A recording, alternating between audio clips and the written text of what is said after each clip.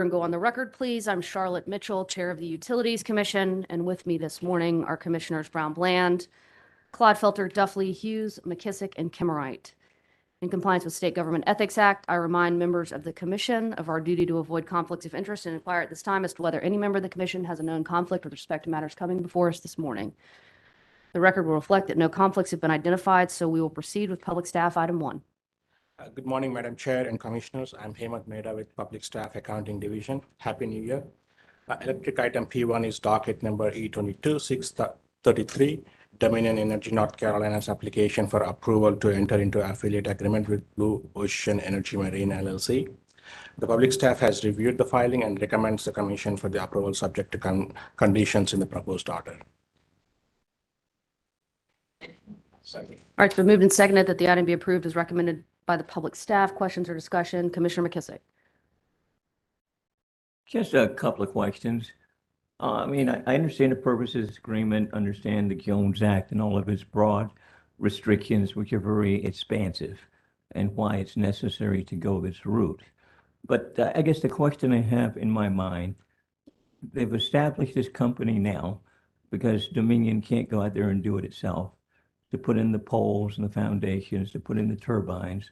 The Jones Act is requiring that we proceed in this direction because there's not a U.S. entity right now that's capable of providing those services. However, do we have any idea what the cost would be if we did use an entity or company that might not be U.S. flagship that could actually get out there and do the same thing? What are the cost differentials that might likely occur were it not for the restrictions that are imposed upon us? As Commissioner, we have did the data discovery, and the company has in their application provided information about like if they are using the non-Jones compliant vessel and the compliant option together, how much it's going to cost us. We have looked into that too. And are you able to share any information relating to that beyond what I see here? I mean, right now we're just going with the contract, which I understand. Well, I won't say contract, with the agreement for obvious reasons. But what would be the potential disparity in costs were we able to go either with Dominion doing it themselves or with a company that is already established, that has expertise and skills, that provides these services, that was not Jones Act compliant? Yeah, it's in the application. I have the dollar amounts, but like I'm not sure because of the confidentiality. I can't. Confidentiality concerns. Yeah, okay. All right. Well, with that said, if they're confidentiality. Commissioner McKissick, I see a representative of the company approaching. Excellent. Good morning, Commissioner McKissick. Good morning. There is a lot of confidential information in the application and some that's public, but I think I can speak to your question, if I may. If you could, please. Ms. Kells, just for the record, introduce yourself, please, ma'am. Yes. Been a little bit of a time. Andrea Kells with McGuire Woods, appearing on behalf of Dominion. As stated in the application, the cost under the charter party, the agreement here before you, is $240 million for the total over the term of the day rate that the company would pay to Blue Ocean. The company also evaluated the cost that would be incurred if it paid Blue Ocean according to Blue Ocean's cost, the affiliate's cost, and that amount is more. It's $246 million.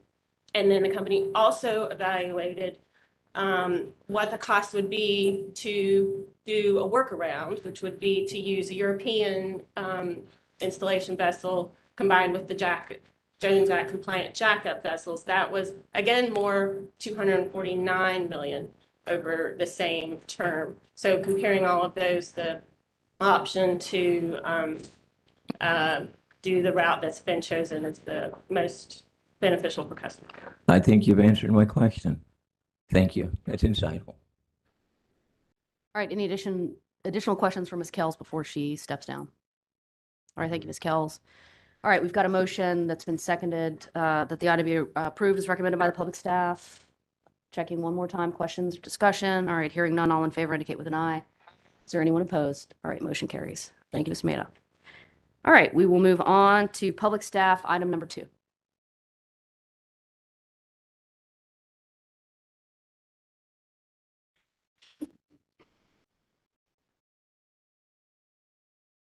Morning, Chair Mitchell, Commissioners. My name is Jordan Nader with the Public Staff Energy Division. Item 2 is a request by Public Service Company of North Carolina to amend the transportation pooling agreement in Appendix A of its tariff. Public staff has reviewed the application and information provided by PSNC and recommends the Commission approve the application as filed. All right, thank you, Mr. Nader. The materials provided to the commission on this agenda item reference an operational order. What can you tell us about the operational orders?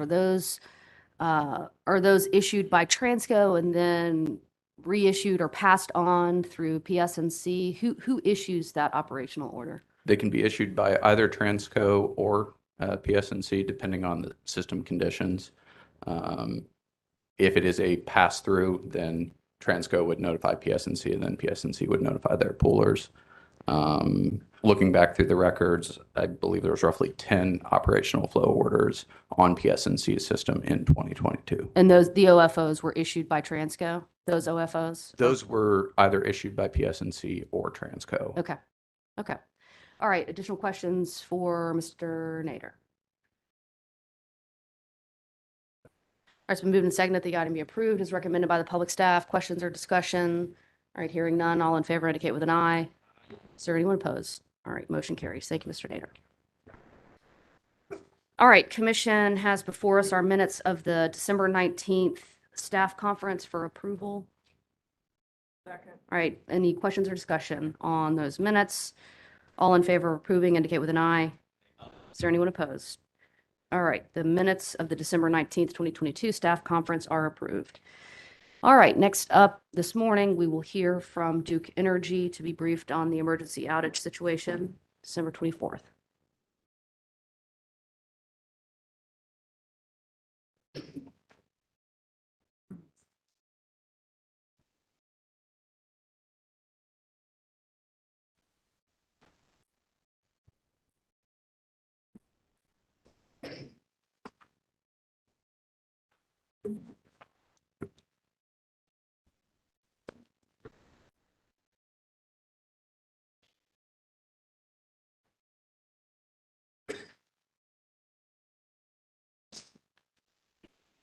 All right, good morning, Ms. Jansen. You may take it away. Good morning. I'm Julie Jansen, Executive Vice President and CEO of Duke Energy's Carolinas Utilities. Madam Chair and Commissioners, thank you so much for moving so quickly to allow us this opportunity to come before you to talk about the challenges and events leading up to the temporary load restrictions we put in place on Christmas Eve. We appreciate how significant this issue is to the Commission, to elected officials, to the communities we serve, and most importantly, to our customers. At the very beginning, I want to express how sorry we are for what our customers experienced. Winter Storm Elliott was an extremely powerful event with a unique confluence of high winds, extreme temperature drops, and other conditions that forced us to curtail power as a last resort. We regret not being able to provide customers as much advance notice of the outages as we would have liked, and we acknowledge that the outages themselves lasted far longer than we expected. We know our customers look to us for information in these situations, and we will seek new solutions to do a better job of communicating with them in the future. Our operators on Christmas Eve were faced with a series of rapidly evolving events during the morning hours, making rotating outages necessary to protect the integrity of the grid and mitigate the risk of serious failure affecting a far greater number of customers for longer timeframes. We own what happened. We have set out on a path to ensure that if we're faced with similar challenges, we will see a different outcome and provide a better customer experience. That begins by following the facts wherever they lead. We've launched internal reviews of our systems and procedures And we'll also examine how other providers responded to this regional event for any best practices we can learn. We respect the Commission's views, and our hard introspection are both essential components to learning from this event, and we'll keep the Commission properly informed. I'm joined by several leaders from our company today, each of whom was closely involved with Winter Storm Elliott, and they're going to walk through what happened and take your questions. And if I might, I'll just introduce them. To my right, Kendall Bowman, President of North Carolina, who will provide an overview of the events. Next, Sam Holman, VP of Transmission System Planning and Operations. He's going to walk through a timeline of events that required us to implement the rotating outages. Next, Preston Gillespie, EVP and Chief Generation Officer, will speak to our generation capabilities during the event. Scott Batson, SVP and Chief Distribution Officer, will address our restoration and customer communication during the event. And finally, Nelson Peeler, SVP Transmission and Fuel Strategy, who can speak to our forecasting models. Again, we are deeply sorry that any of our customers' holiday was disrupted. We're going to continue to learn from this, and we'll use that knowledge to improve wherever we can. And with that, I'll ask Ms. Bowman to make a few remarks. Thank you, Julie. Good morning, Chair and Commissioners. I'm going to provide a high-level overview of the situation our team faced and response to it before we turn to our technical experts. We have been managing severe weather events over the week before Christmas, including extreme cold weather preparation while restoring 300,000 outages to customers by Friday, December 23rd from Winter Storm Elliott that swept through so much of the country and the Carolinas. The storm ushered in high winds and severe cold temperatures that created a national weather emergency. Not only were the temperatures much lower than typical in our region, they dropped at a very fast rate. It got much colder, much faster than what we normally see here in the Carolinas. Over the preceding week and going into Christmas Eve, we believed we had sufficient power to get us through the day on December 24th. But a few short hours later, demand rose faster than our models predicted, and some of our generating capacity was reduced. And as we have for decades during times of high peak demand and as industry practice, we look to purchase power from out-of-state entities. But in this case, the power that we purchased did not show up. Therefore, we were confronted with the hard truth that our energy demand would soon be eclipsed by our capacity. At that time, we made the only decision that we could. For the first time in our company's history, we began rolling service disruptions. So here are some factors that contributed this. Remember, in the Carolinas, we operate two separate utilities, Duke Energy Carolinas and Duke Energy Progress. We'll refer to them as DEC and DEP. By late in the evening on December 23rd, we began to see a divergence between actual power demand and our forecast, alerting us that our reserves would be tighter than expected on the DE system. At 4 a.m. on December 24th, we began to see the same divergence on the DEP system. Though our models take into account historical usage, similar weather, similar days and times, our forecasts for available resources on Saturday, December 24th, were about 10% below what we actually needed.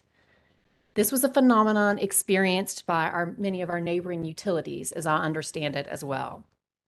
The resources we were counting on to meet forecasted power load were also impacted by weather conditions. Between midnight and early Saturday morning, we lost around 1,300 megawatts of power generating capability due to equipment malfunction. And as I said before, power that we purchased from out of state did not materialize. And also, as I mentioned before, this was the first time in our history that we had to implement rolling service disruptions. And though our entire team was focused on executing to our load reduction plan, the process did not go as smoothly as we had planned. The speed that the conditions deteriorated in the pre-dawn hours affected the cadence of our communications, especially after experiencing the high wind events from the previous day. The outage restoration times were slower than we anticipated as a result of a technology issue involving our load reduction shedding tool. And although we provided customers with information along the way, it was not as accurate as what our customers are accustomed to. We restored power to all customers on December 24th and also adjusted quickly for Christmas Day by increasing our load forecast, adding new generating resources, and purchased power from out of state that was now available. Additionally, I would like to add a special thank you to our customers who responded when we asked for conservation of their energy usage. They played an important role on us being able to meet the demand on Christmas Day and the day after. Finally, I will note that maintaining and improving reliability of our system has and always will continue to be a top priority. With the issuance of this Commission's Carbon Plan Order on Friday, we look forward to continued engagement with this Commission and other federal and state regulators as we advance our energy transition. We will also not lose sight of the need to meet our reliability mandates. With reliability top of mind, we fully understand this Commission's observation that this event underscores the need for comprehensive planning and implementation efforts while ensuring that appropriate replacement generation and associated infrastructure are in service before existing generation is retired. Again, we deeply regret any hardship these outages caused our customers. We are working furiously now to learn all we can to prevent this experience from happening again. And now I'd like to turn it to Sam Holman to provide a technical perspective.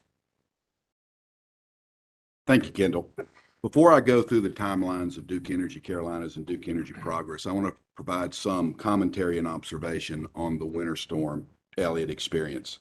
First, we've started a detailed evaluation of this event internal to Duke. Part of this will include closing out our end-of-month processing and closing the month that we'll complete for DEC by the end of this week and for DEP, Duke Energy Progress, by midweek next week. Once we've completed that end-of-month closing, we'll validate the numbers I'm sharing with you today and update as needed. Starting on Monday, December the 19th through approximately 6 p.m. on December the 23rd, we were projecting to have enough generation capacity to meet our customer load demand plus operating reserves. And as we've talked before, operating reserves are kind of the tools in the toolbox for system operators to deal with the uncertainty they may face across peaks in real-time operation. That includes load forecast error, includes planned and scheduled outages, and it includes regulation. So as we sat there in the course of the week in both DEP and DEC, we were projecting to have enough capability to meet our customer demand plus operating reserve. As Kendall stated, our load forecasting tools are regression-based models. They use history, they use current conditions to project out for the next day and out 6. And so as we got into the weather that we were experiencing in Winter Storm Elliott, there were a combination of issues the model had limited history to deal with. That included the coldest temperatures in a December since the 1980s, wind speeds that still were existing after the windstorm from the Friday before, 12/23, and very low dry dew points. Looking back at our operating experience, we now know that our DEP modeling forecast was 8 to 10% below what we actually experienced in load. And for DEP, our modeling forecasts were 4 to 5% below what we actually experienced in load. And just to summarize real quickly, that means what we were forecasting, it was lower than what we actually experienced across the peak on 12/24 in the morning. And I'll go over when we peaked in each balancing authority in the timeline. We've confirmed with one of our forecast model vendors and with discussions with our peers around us that this was a common challenge during this winter storm, the fact that forecast was lower than actual loads. We expect in the announced FERC and NERC inquiry that was announced last week that load forecasting and predicting operational conditions in that run up from roughly midnight on the 23rd through the peak on the 24th will be a central part of that inquiry. So coming out of our experience on the 24th, The model learned from that experience. It's a regression-based model, so it learned from the experience, and the forecast coming out of our models, both in DEP and DEC, improved for 1225 and 1226.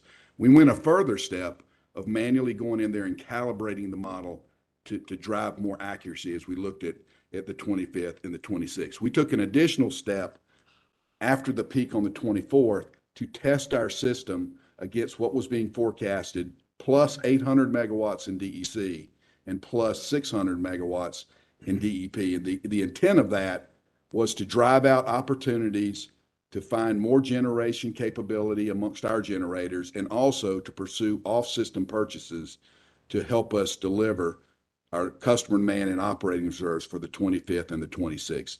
That worked on the purchase opportunities. We found another 200 megawatts of purchase power for DEP, 500 megawatts of purchase power for DEC, and for Monday the 26th, we were able to get some additional generation units online. I'm going to now walk through the timeline for both DEP, Duke Energy Progress, and DEC, Duke Energy Carolinas. It'll start roughly at 6 p.m. on the Friday before, that'd be the 23rd. It'll run through the peaking hours in Duke Energy Progress and Duke Energy Carolinas on the morning of the 24th. And I'll start with Duke Energy Carolinas. At 6 p.m. the day before on 12/23, we projected in DEC, Duke Energy Carolinas, to meet our customer demand plus 1,500 megawatts in operating reserves.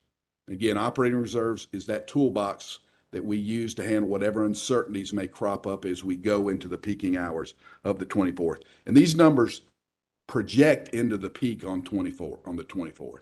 When I talk about operating reserves, I'm talking about what we projected to have during the peaking hours on the 24th.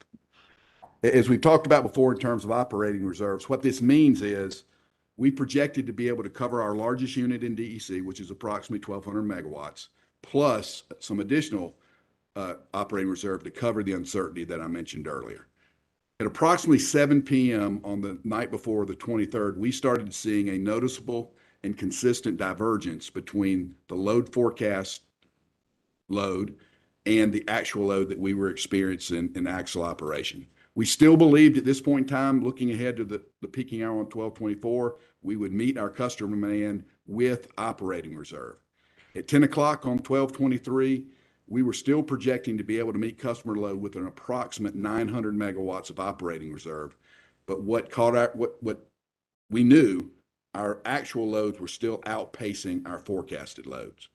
We knew at this point, at approximately 10 o'clock on the 23rd, that the operating conditions on the 24th across the peak were going to be extremely challenging.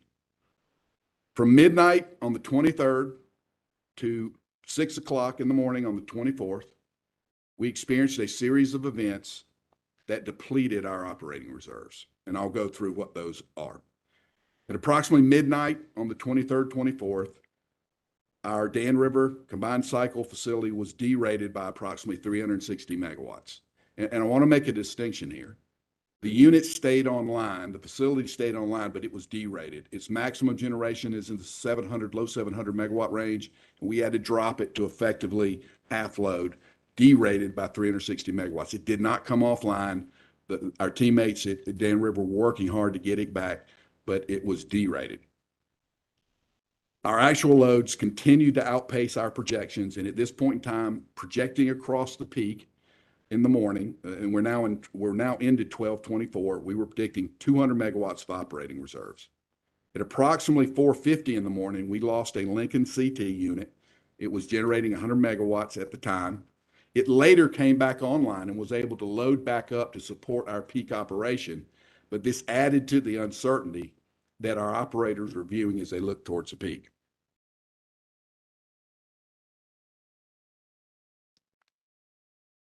Later in the morning, we had firm purchases of 400 megawatts and non-firm purchases of 250 megawatts from a marketer in PJM curtailed. I want to make the point here on the non-firm purchase. The non-firm purchases were made after we saw the load outpacing forecast, and we knew it was going to be tight across the peak. We were using that non-firm energy to build margin as we looked ahead towards the operation across the peak. As the morning continued, a third party independent power producer and our balancing authority lost approximately 350 megawatts of supply. Some of our network customers, our wholesale customers, were also challenged with meeting their load generation balance. By this point in time, we'd lost approximately 1,300 megawatts of generation supply in the morning ramp up towards the peak. At this point in time, we had called on our demand side management and demand response, which we believe bought us about 200 megawatts of load reduction per the GLRP, the General Load Reduction Plan. And by 6 a.m., our area control error, and we've talked about that in prior testimony, that is, the acronym is ACE, was negative, and it was continuing negative. It was increasing in more negativity. So ACE, as we've discussed before, is the mechanism by which a balancing authority determines its generation and load balance plus our frequency support obligation to the Eastern Interconnection. To the interconnection you're in, for DEP and DEC, it's the Eastern Interconnection. A negative ACE in a period of time when interconnection frequency is below 60 hertz indicates that that balancing authority is negatively impacting the interconnection frequency. That is not a desired state. And so as we move forward in time by these prior events, we were out of generation to pick up. There was no purchase power available to us, and we had called on all our demand response that we could. Our ACE values went from minus 152 megawatts at 5 a.m. to minus 290 megawatts at 5:30 to minus 400 megawatts at 6:10 in the morning to minus 448 megawatts at 7 in the morning. And keep in mind, during this window of time, the load continues to increase. And it's moving forward, and it's increasing our ACE negativity. We utilize the emergency energy alert system that NERC has in place. We had declared EEA 1 prior to the start of the evening earlier on the 23rd. That means you are planning to use all of your generation resources to meet the peak. We moved to EEA level 2 at 4:10. That means you are preparing to use all demand side resources and demand response to meet your peak. And we entered EEA 3 at 6:05, which means that load shed is imminent or in progress. That goes to all RCs, reliability coordinators in NERC.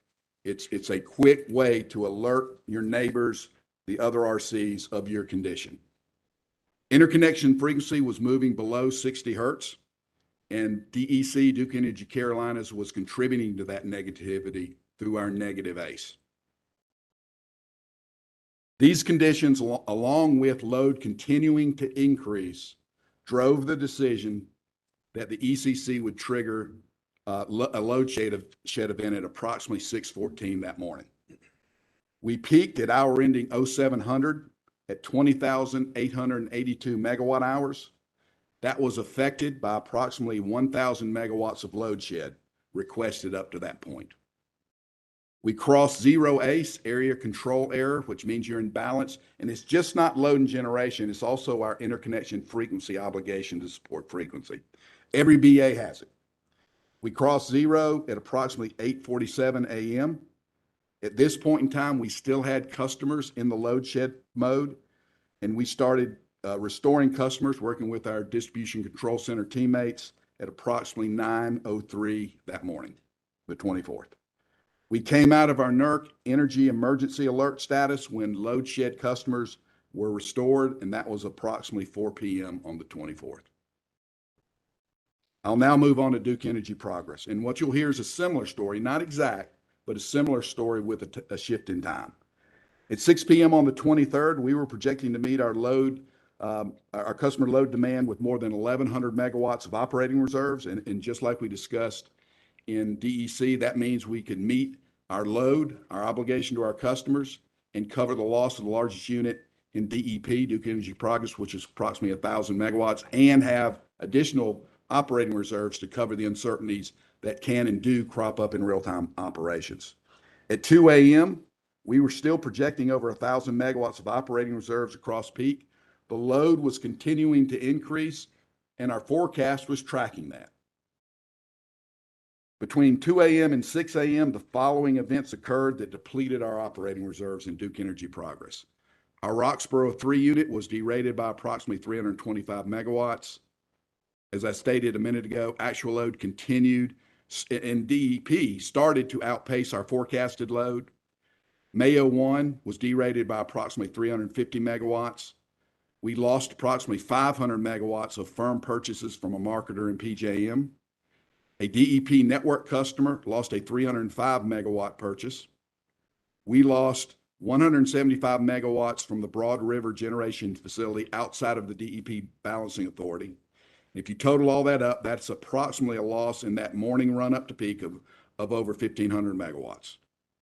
By 6:20 in DEP, we had no more generation to bring on. Mr. Holman, how much was lost from Broad River? I'm sorry, Yeah. I missed that. How much? It was 175 megawatts. Thank you. And Broad River is an independent power producer outside of the DEP balancing authority. At this point in time, at 6:20, we had no more generation to bring on. We had no more demand response to call for, and we had no more energy that we could purchase in the market. Our area control area, just like in DEC, was negative and growing more negative. At 5 a.m., it was minus 52. At 6 a.m., it was minus 318. By 6:18 a.m., it was minus 940 megawatts. And by 6:25, it was 638. We had entered EEA 1, same criteria as I described in DEC, at 0537. We entered EEA 2 at 606. We entered EEA 3 at 634. And you'll notice that the response and the load move, the advancement of the load was later in DEP than it was DEC. Just like in DEC, interconnection frequency is the same for both of these balancing authority. It was moving below 60 hertz and dropping. These conditions, along with the rising load that we were continuing to experience, triggered a load shed event at 0625. We peaked at hour ending 0600 in DEP at 14,122 megawatt hours. This was affected by approximately 911 megawatts of load shed requested up to that point. We crossed zero ACE, which means we were in balance in terms of our load and generation and our frequency support obligation at 8 that morning. At this time, we still had customers in load shed mode. We started the customer restoration process in DEP at approximately 8:12 that morning. We came out of our NERC energy emergency alert status when all load shed customers were restored at approximately 4:24 in the afternoon on the 24th. As you can see from the timeline, events in the morning run up leading up to the peaking hours in both DEC and DEP happened very quickly. Given the conditions we faced, our system operators in both of our ECCs, in DEP and DEC, made the correct decision to implement rotating load shed. The decision to shed firm load in a controlled manner was based on the fact that both DEC and DEP balancing authorities were negatively impacting the Eastern Interconnections frequency, the bulk electric system for DEP and DEC. The Eastern Interconnection frequency was below 60 and trending further below 60. The balancing authorities negatively affecting frequency, and we weren't the only ones. There were others that were struggling during this same period of time. If they don't take steps to balance their load and frequency obligation, the bulk electric system, in our case here, the Eastern Interconnection, is at risk for under-frequency load shedding, which reduces large chunks of load across a very wide area. If under-frequency load shedding does not work, the stability of the bulk electric system, the Eastern Interconnection, is at risk. And that risk comes in the form of uncontrolled loss of the system. The Northeast blackout of 2003 was driven by different factors on the front end, but the outcome, uncontrolled loss of the system, allowing the physics to solve the problem, was what we were defending against in DEP and DEC when we made the decision to shed load. Our operators, system operators in the ECCs, and our operators in the distribution control centers were faced with very difficult operating conditions and very difficult decisions. We understand the gravity and the significance of these decisions had on our customers. Many of our operators in both offices, homes, and families were impacted by these decisions. We will learn from this event We will strive to lower the probability that this type of event happens again. But if we have similar conditions and similar operating environments in the future, our operators will take the same actions. It's their obligation to the interconnection. It's every system operator and every balancing authority in the Eastern Interconnection's obligation to the broader interconnection, in our case, the Eastern Interconnection. At this point in time, I'm going to turn the discussion over to Preston Gillespie, who will take us through our generation preparation and answer questions about our generation capabilities throughout this event. Thank you. So thank you, Sam, and good morning. I'll provide a view of our actions prior to, during, and subsequent to the cold weather event, starting with prior to the cold front arriving within our service territories. Our operational protocols recognize the importance of rigorous preparation to maximize our plant's reliability during extreme weather events. And we've improved the fleet's cold weather resiliency through programmatic activities that maximize protection against extreme low temperatures. Some of these actions include optimizing plant heating equipment performance, ensuring our heat trace circuits are ready for operation when called upon. Heat trace circuits are how we deliver energy to piping to keep the piping warm during periods of cold weather. We identify areas that require installation of structures such as windbreaks to shield the equipment from cold weather. We validate the piping insulation's integrity. We perform detailed walkdowns to monitor equipment performance and identify and correct any deficiencies as they are found. We assess our cold weather program requirements against industry best practices and our own internal operating experience. And since Winter Storm Uri in 2021, we've placed additional focus on our dual fuel units, reliability, and ensuring adequate supplies of fuel oil are always available such that we improve fuel diversity. On December 26th, on December 16, with the impending cold weather approaching, we confirmed that all of our operating facilities had completed their cold weather preparation actions.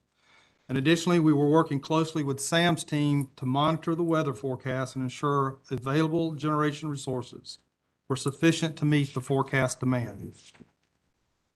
On 22 December, approximately 89% of our total generation capacity of approximately 36,000 megawatts was available.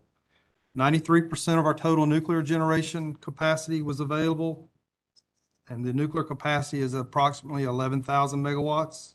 And approximately 88% of our non-nuclear generation capacity of approximately 25,000 megawatts was also in service. These values represent both the combined DEP and DEC jurisdictions' capacity. Put this in context, 10 of our 11 nuclear units were in service, 11 of our 15 coal-fired units were in service, 8 of our 9 combined cycle plants were in service, and all 55 simple cycle combustion turbine units were available for service. So upon the arrival of the cold front, as Sam touched upon, we experienced a reduction of generation of approximately 3.6%, or around 1,308 megawatts from midnight through early Saturday morning. If I look at where the reduction of generation occurred, I'll start with the nuclear fleet. Our operating nuclear units were reliable throughout the weather event, producing approximately 10,300 megawatts for both the DEC and DEP systems. The operational issues causing the generation reduction were weather-related. Overall, our cold weather protective measures performed well. However, in a few cases, insulation and heat tracing did not prevent instrumentation lines from freezing, which precipitated a reduction in generation. And as we worked to return our instrumentation to service, we had to address a few other mechanical issues occurring as a result of the plant system's responses. And this is not unusual when a plant moves from a condition of steady state operation to a new point of operation. Sam noted, and I'll just emphasize here again, that throughout the weather event, we did not experience any unit trips we did experience unit derates.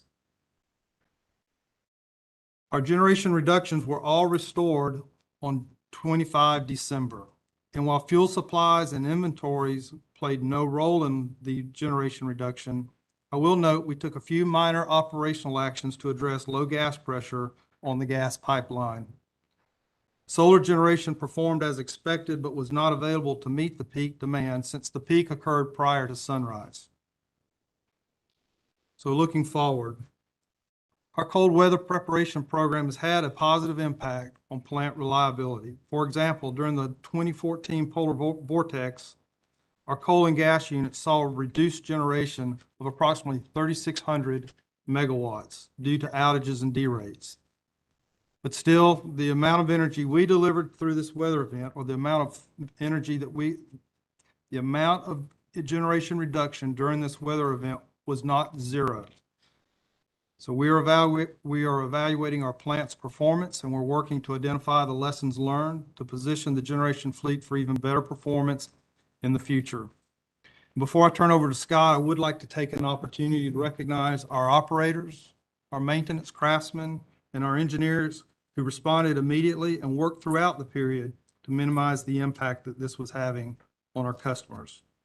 Now I'll turn it over to Scott Batson to talk through the events that occurred during the restoration activities of 24 December. Mr. Gillespie, before we hear from Mr. Batson, I do want to ask you a specific question. You indicated that weather impacted several of your generating units, and you gave an example of precipitation lines freezing. I think that's what I heard you say. Instrumentation lines.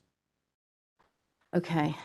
Is that the case at each of the, based on what you all have provided today, it looks like Dan River was derated, and then Roxborough and Mayo were also derated. So that's what occurred at each of those three stations? Each one started off with instrumentation lines that froze. Okay. And that prompted a plant reaction, basically to move from full power to approximately half its power capacity.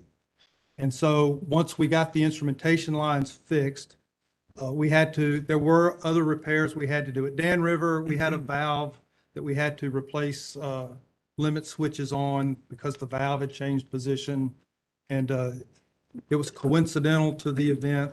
But again, if you look at when a plant moves from one operational point to another, there are things that our maintenance craftsmen have to go out and address. Okay.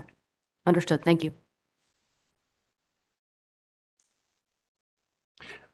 Okay, thank you, Preston. And I will go through and provide an overview of the actions associated with our load shed implementation on December 24th and the associated recovery. I will say that these actions were implemented per the general load shed and system restoration plan for DEC and DEP. I will speak to a sequence of events, but I'd ask that you recognize that these activities were taking place separately in DEC and DEP. So the times that I give will be general as I talk about them as one set of actions.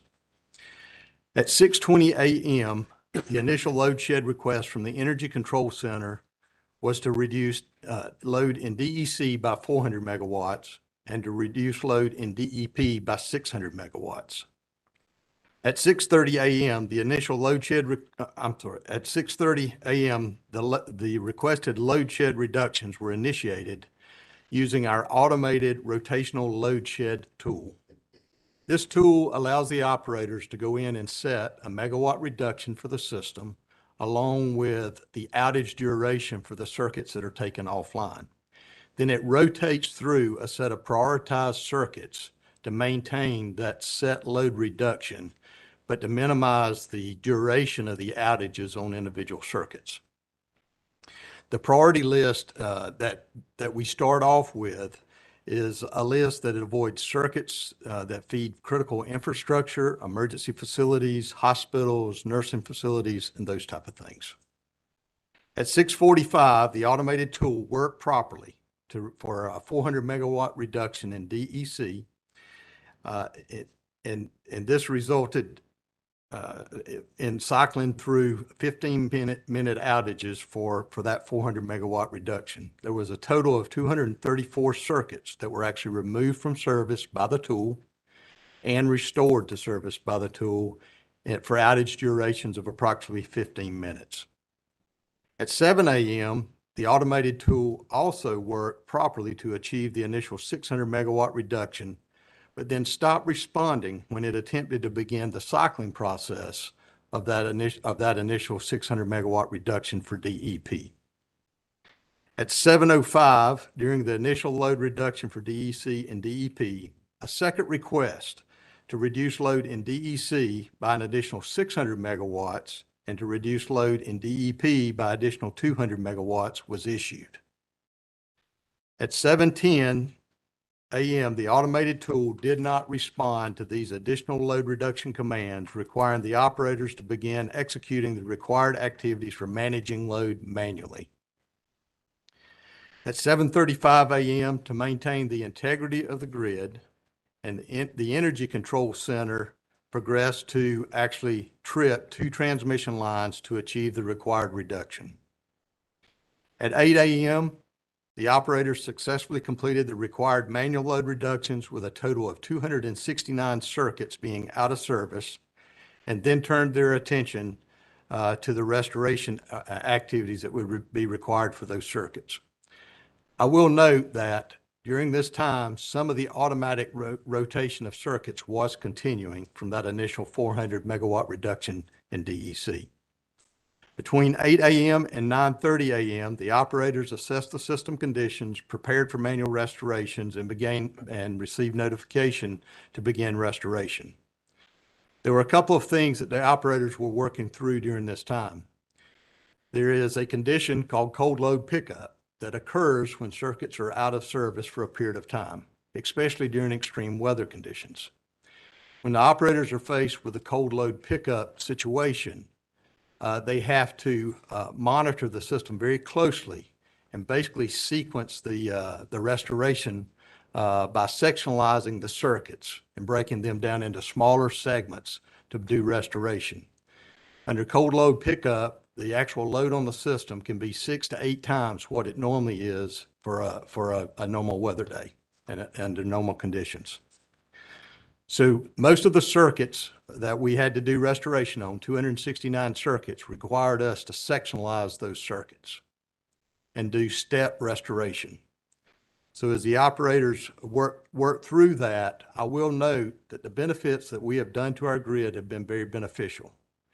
This benefits to the upgrades to our grid that we have made allowed us to sectionalize and provided automation that could be handled from the DCCs rather than dispatching technicians out to the field to actually do the sectionalization.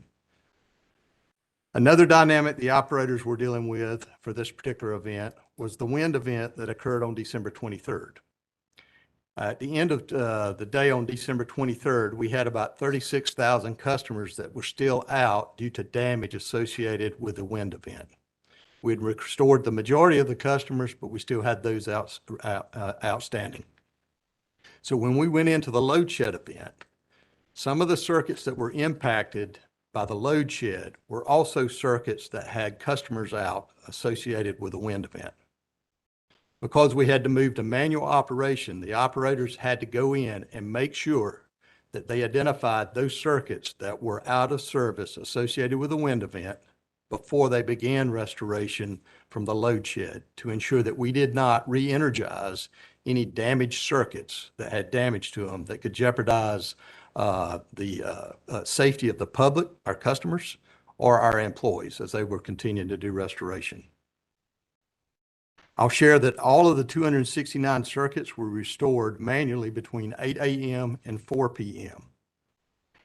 This was equates to a rate of about 34 circuits per hour. So it's a tremendous amount of work completed by the operators and the DCCs as they went through and did those restorations. We do deeply regret that some of our customers were without power for an extended amount of time on Christmas Eve. But given the challenging situations our operators faced, They took the proper actions without any human performance errors that have been notified that we've identified to date. I'm very proud of how our transmissions and delivery grid operations teams perform under these extreme conditions. I do want to speak to a minute about the rotational load shed tool and the problems that we encountered there. Immediately following the problem with the tool, we engaged our IT organization as well as the supplier of the tool to begin diagnosing what caused the problem. They worked with us throughout the day on Christmas Eve as well as Christmas Day and over this past week. And we continued the investigation into what drove the failure of the tool to perform as we expected it to. What I can tell you at this point, we began using the tool in 2017. We've tested the tool annually on numerous occasions since that time. The latest test that we performed on the tool was on December 12th of 2022. We also use this tool in our tabletop exercises, so our operators are familiar with it and they go through annual training on the tool. We'll continue our investigation on the tool. We'll make sure that we correct the issues associated with it, and it will go through rigorous testing before we return it to service. Last, I would share that while we don't have a plan to be in this situation again, we don't ever plan to be in this situation again in terms of actually having to do a load reduction. We've taken the lessons learned, we've briefed our operators, they fully understand what would be involved in a manual load shed reduction, and that is the mechanism we would use until we can get the tool back in service if we were faced with the event again.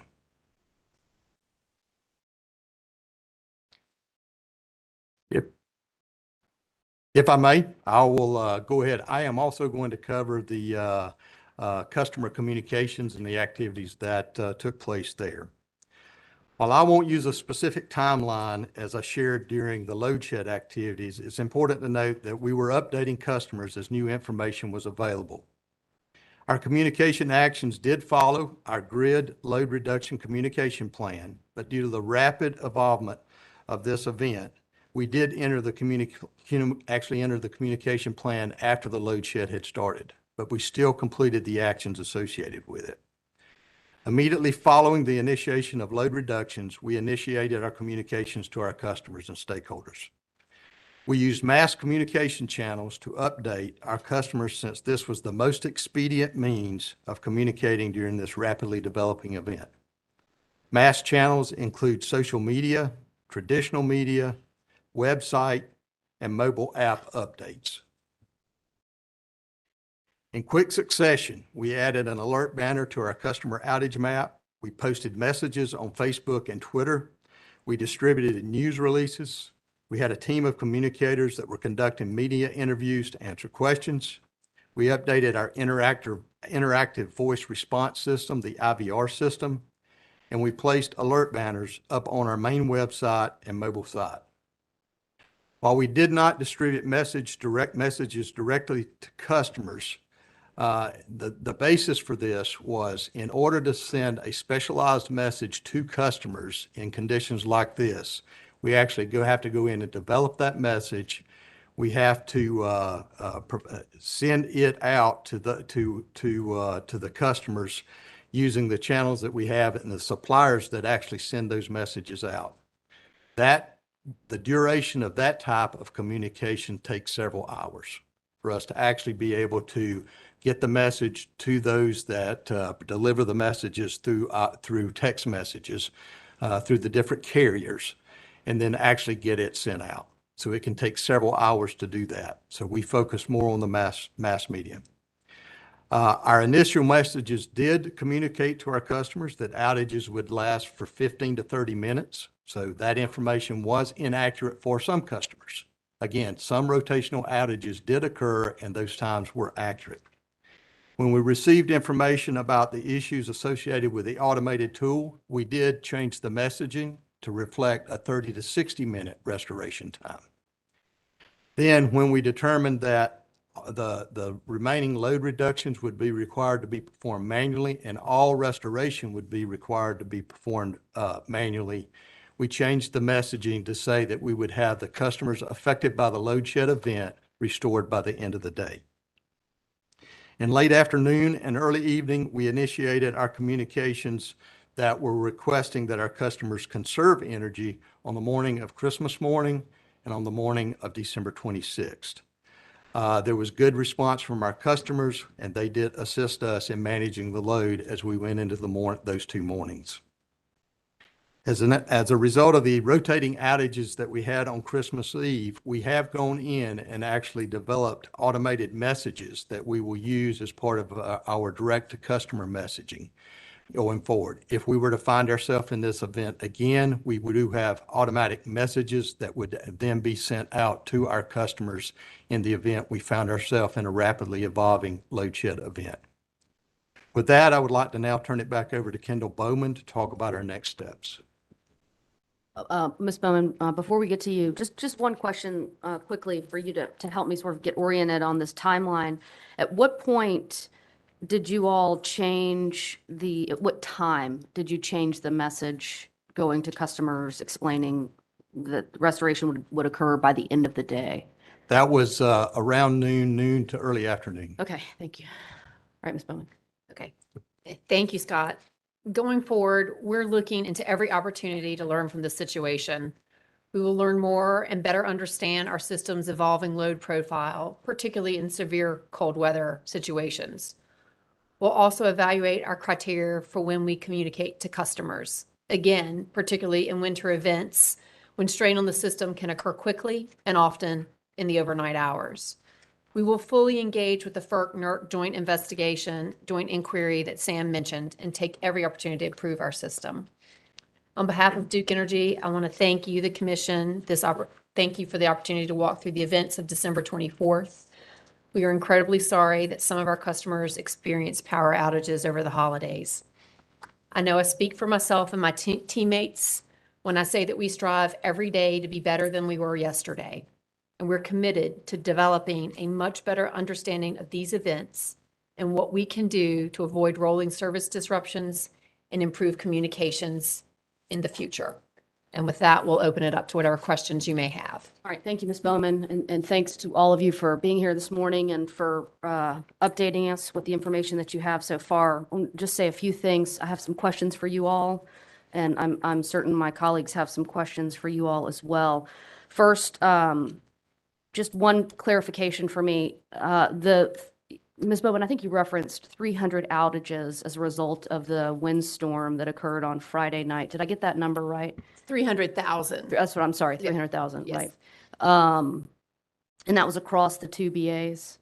Yes, ma'am. Okay, and my understanding from what you all have said today is that you had all those customers restored by Christmas Eve?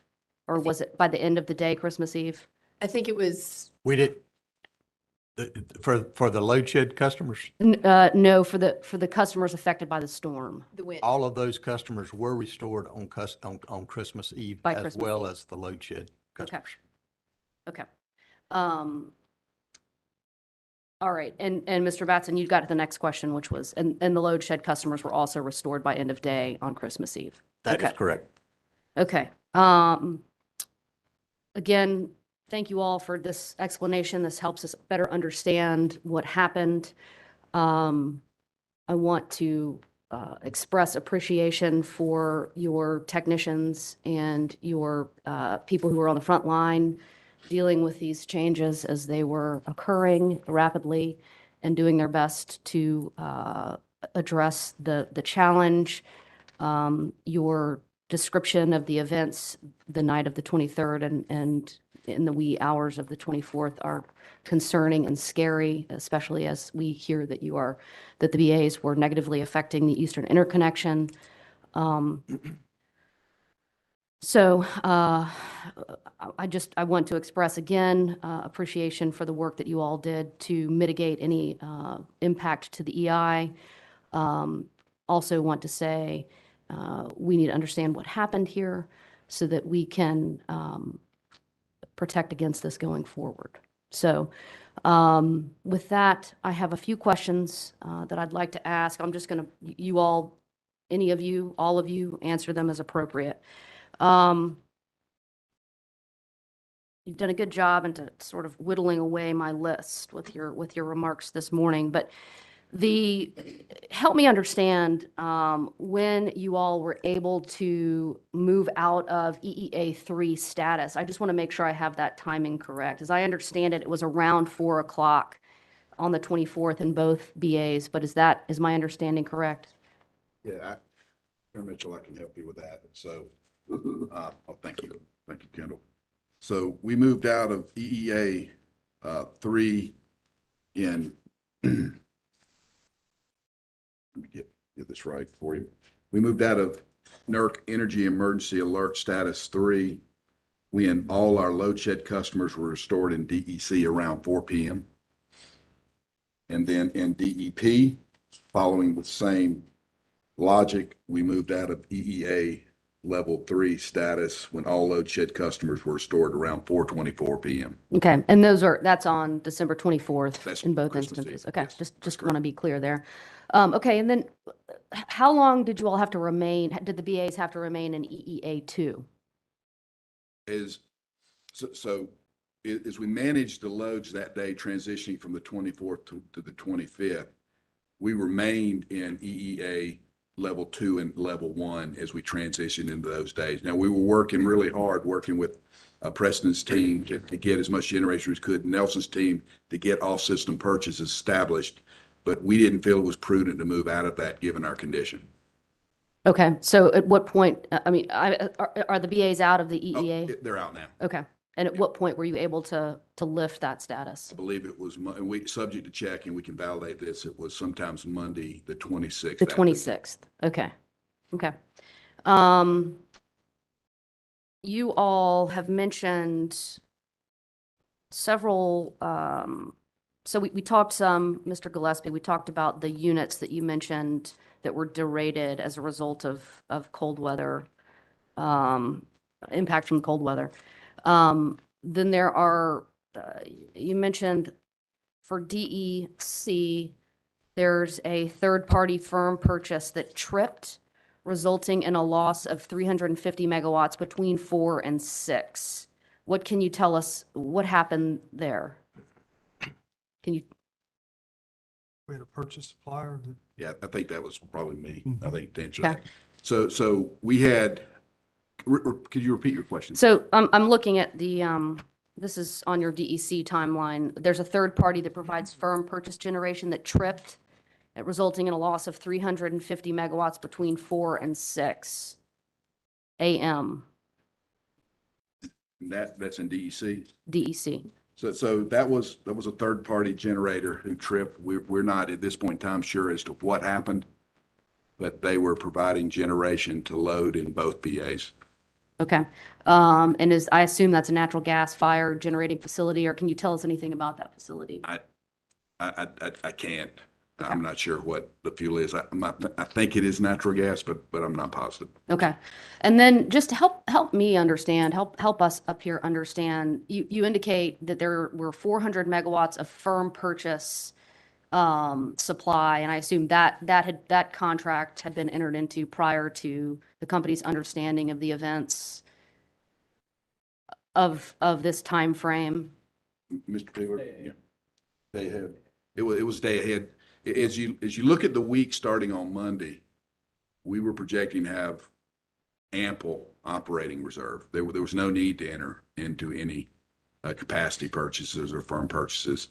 As the operating reserve began to drop, we made the decision the 23rd to make those capacity purchases. Okay, so you got you all purchased the 400 megawatts and then an additional 250 that was non-firm. That was late in the day on the 23rd. And neither of those were available to the company. Across the peak, the non-firm never flowed. It was curtailed before it started. Okay. The firm purchases did flow for a while, but across the peak, they did not. Nelson said. Do we know why not? At this point in time, I'm not aware of the reason. Nelson may have. Okay, Mr. Peeler. Yeah, Chair Mitchell. So those were curtailed or cut out of PJM. Okay. They were coming out of the PJM BA. Okay. Chair Mitchell, PJM was in up to EEA2 status during this early morning on the 22nd, or excuse me, the 24th. And so they were following their emergency procedures just like we were. Okay.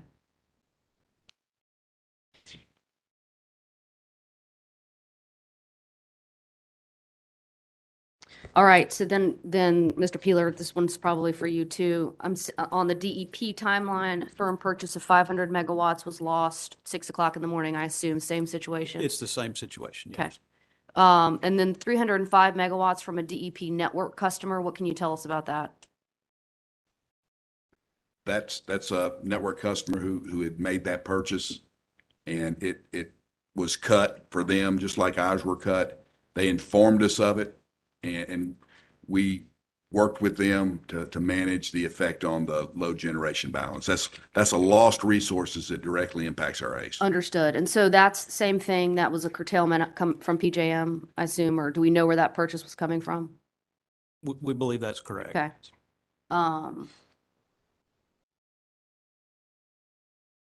Okay. How much, how much notice do you all have of the curtailment from PJM? Is it instantaneous? Do you have some advance warning? I mean, how do you know that a purchase isn't, that a curtailment's going to occur? From an operational execution perspective, that comes through tools that tell us, hey, this schedule is going to be curtailed at this time on this ramp. And so it's not an out of the blue, suddenly it goes to zero, but it is within the operating horizon that early morning hour. We weren't expecting that. Okay. Yeah, I would just add, these were very quick. PJM was declaring emergency emergency levels, and the notification on these were very short. Okay.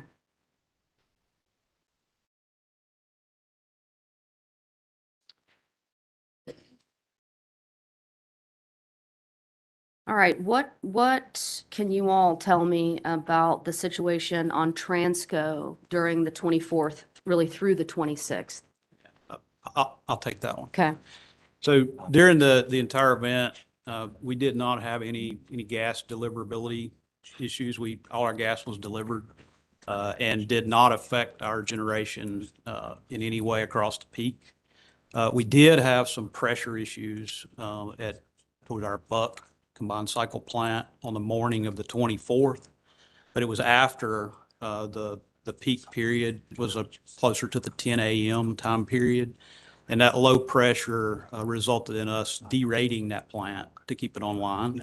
So we ran that plant at a lower output from around 10 a.m. The morning of the 24th, again, when we were past the need for load shed. And that pressure remained low into Buck through sometime on the 25th. But again, didn't really affect us across the peak. It did make a little bit of derate for those couple of days.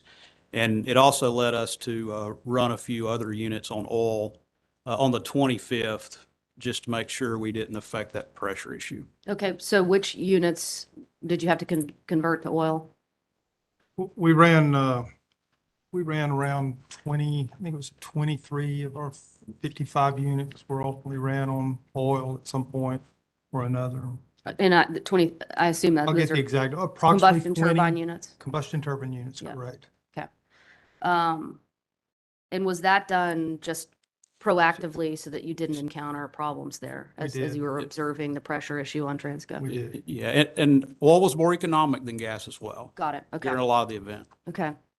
And when did the pressure issue on Transco resolve? It was on the 25th. Okay. And I assume for those 23 units that y'all converted, that y'all switched to the fuel oil, no problems in making that switch? No significant problems. We had at one of our facilities, we had one of our CTs that when it started on oil, did not run on oil. It had a clogged strainer. And so we basically split that facility in half and ran half on gas, half on oil. We had, You know, at another one of our facilities, we had some electronics, a fuel control card that we had to deal with, but they were minor. We had a few minor issues operating on oil, but by and large, the units that we started on oil ran on oil and ran through the duration of the event on oil with no issue. Okay, thank you.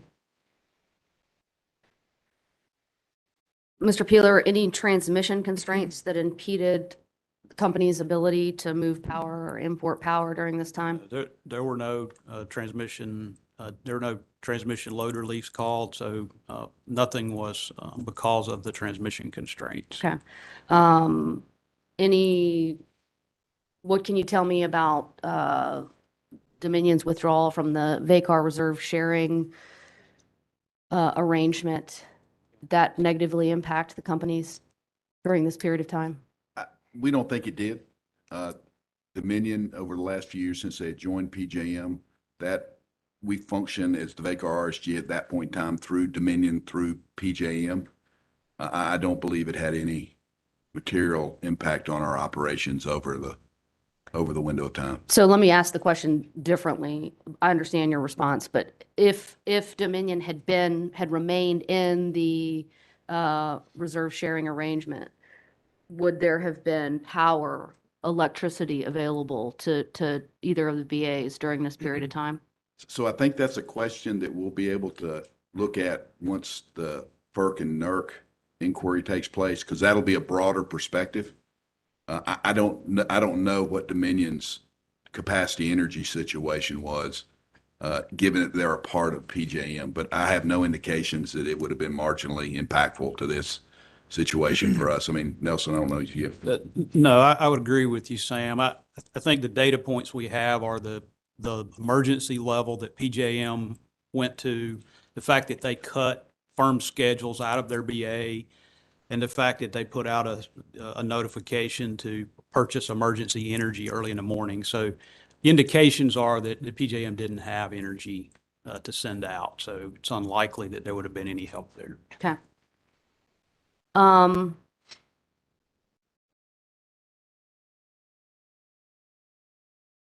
You've talked some about the third-party resources that were not available when you all anticipated that they would be. Is there anything else that we need to understand about either the firm purchases or the purchases that you all had entered into, or the units that you were expecting to show up that didn't?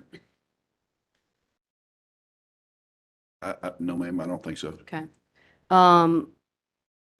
You did mention Broad River. I think you said you dropped Broad River 175 megawatts at some point on the 24th. Did Broad River get back up? It did later in the weekend. So the 25th or the 26th? 25th, subject to check, it was 25th or 26th. Okay. And do you know what happened to that unit, Do for not- those units? Not yet. We do not know yet. Okay.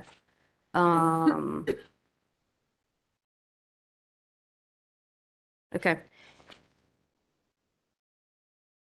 Let's talk about, Mr. Holman, I'm particularly interested in your response to this question. Compare the complications or the complexities from a system operations standpoint of the events of the 24th, or that maybe the 23rd leading up to the 24th through the weekend, to previous cold weather events that you all have experienced, 14, 15, 18. So I think one of the biggest contributors, or I guess differences, is in past cold weather events, polar vortex, for example, the off-system firm purchases held. That they were not cut in the run-up to the event. And I think that's one of the big factors. And I think the tightness of the overall region around Hurricane Elliott was different. People just didn't have any, balancing authorities just did not have any available energy to move. It was, everybody was tight. All of our neighbors were tight. A TVA had come off load shed the day before. And so there was just no purchases to make. And as we've informed you, the purchases that we did make had been already curtailed. And I think that's different from my operating memory on the polar vortex in 2018. There were balancing authorities that had operating reserves they were willing to move to other parties. And this one, there just wasn't any. Okay. The materials y'all provided today indicate for DEC that on the 23rd, this was the evening of the 23rd, forecast is indicating 1,500 megawatts of operating reserves in DEC, and about 1,000, I think it was, 1,100. That was at 8 p.m. the 23rd, excuse me, 6 p.m. 6 the p.m. 23rd. And then you've got 1,100 in, you've got 1,100 in DEP, and then you've got the next couple of hours, you've got demand outpacing your forecast. That's correct. And then you've got some derates and other things happening as a result of the cold weather. But That's correct. so going into those conditions, I mean, we knew the weather was coming. Or 1,500 megawatts and 1,100 megawatts, is that a comfortable place to be? So system operators are never comfortable. I mean, we don't want our operators to be wishful thinkers. We want them to be critical decision makers and actually pessimists. That's kind of the nature, the behavior we want out of our operators. So we were not comfortable. I mean, we were, especially as we got from 6 p.m. to 10 into midnight, we knew it was going to be challenging across the peak. And there wasn't going to be a lot of off-system help that we could call for. Okay. But Um, Sam, don't we usually count on the largest unit Yes. being, if you could say something about that? Yeah, our reserves up to midnight, we felt like we had enough reserves to cover our largest unit. Up to 10 o'clock anyway. On the 10 o'clock on the 23rd. 23rd. Yeah. Okay. Okay. So, Right. so Chair Mitchell, can I just add, just for clarity? Yes. The 900 megawatts that we purchased, we would have purchased more if it were available going into that evening. That there was already limitations on purchases available. So if you're asking about, if you're kind of going there of, would we have gotten more? We would have purchased more, but of course, even what we purchased was curtailed. Okay. Anticipating, looking, okay. All right. We would have purchased more for additional margin if it would have had If been it were available available. on the 23rd. Okay. Mr. Peeler, while you're at the microphone, what can you tell me about the accuracy of the load forecast? I mean, why was there such a divergence? So the load forecast, I know we've talked, a number of folks have talked about that it's a regression model. So it bases a lot of its ability to forecast accurately on known history or, historical events and things like how load behaves on a weekday or a weekend or a holiday or different months of the year. And so the model in this case did not perform as well at predicting customer load behavior for the Saturday, which, a weekend and a holiday.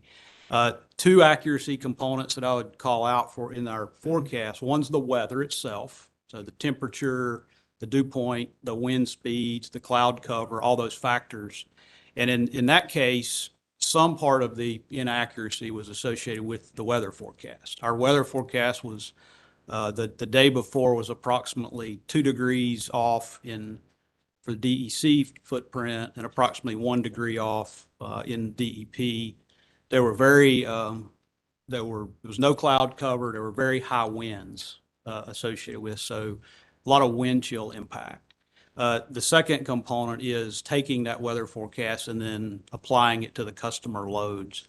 And so, a lot of work and discussion about this is going on, but, it appears that the load behavior, at these temperatures, wind speeds, and all these other conditions was the higher load, likely from electric heating, other things that were just had not been seen by this model quite as clearly in the past. And in DEC, at our peak, we probably were off by close to 10%.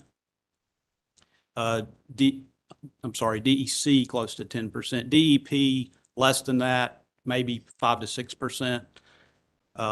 historically, we look for, more in the 3% range. But we do typically have higher errors in extreme conditions. So just, I want to make sure I understand. So you indicate that the load forecasting was off 5 to 6% in DEP and about 10% in DEC, Roughly, yes. and 3%, We a typically, 3% divergence is something the company typically can is our manage. normal type of expectation is Okay. normally around 3%. Okay, Overall, right? Fair weather and extreme combined. Extreme usually is a little harder to predict. And we use models that are, we use industry provided models. We have three different services that we use so that we can get comparison. Leading industry models that are used by the majority of the utility industry. All of our peers and folks that we talked to have experienced very similar errors in this event from the models they've used. Our weather forecast was in line with the National Weather Service forecast. We actually model our weather forecast and the National Weather Service forecast through all three of the model providers that we subscribe to and compare. And all of them were very similar in this case to what they projected.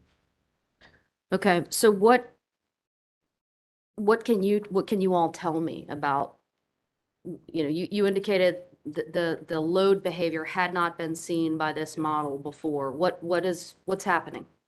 So it was a very cold day in December, which is an unusual day with very high winds.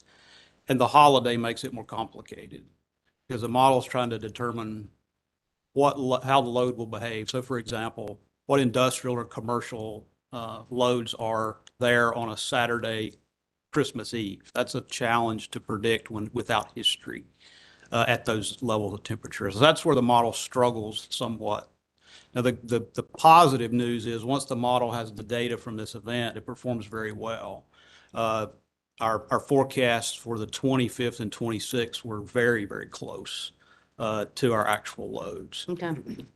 So if this had been, let's say this had not been holiday weekend, if this had been sort of earlier in the week, for example, would the divergence have been greater? I think it would have been less. Less, okay. Yeah, it would more, there's less uncertainty in a weekday when businesses are open. Okay.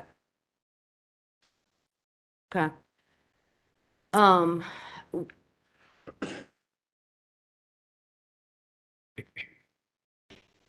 Okay.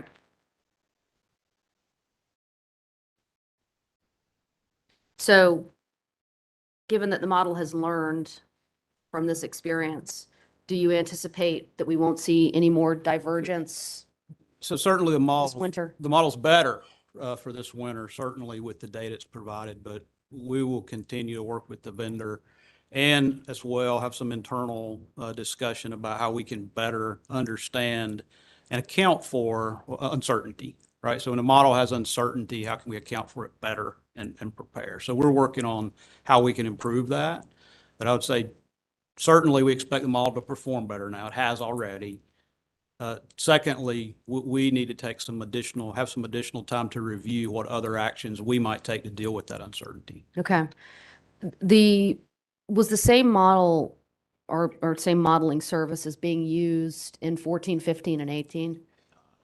I'm not 100% certain about all three, but I'm pretty sure about the primary model. It was the same service. And did you all experience divergence then, or divergence of this magnitude? I don't recall the exact amount. I know I'm pretty confident our load was higher than forecast, but I don't recall how much. Okay. And what about you indicated there was some inaccuracy in the weather forecast. I think you said 2 degrees off in DEC and a degree off in DEP. How significant is that in terms of the way you're operating your system? Yeah, so I'll give you a kind of a rule of thumb. Just roughly in DEC, wintertime, typically a degree is in the range of 300 megawatts. Okay. That's what we typically use as kind of a rule of thumb. DEP, it's about 200. Okay. One of the numbers, I think that, I'm not sure who went through these numbers, but were you all able to call on demand response in DEP on the 24th? We believe we've got 200 megawatts in each of the balancing authorities. 200 in demand each response. BA. Okay, That's correct. thank you. That is following our general load reduction plan Okay, through the course of the event. okay. All right, I want to talk a little bit about, you covered the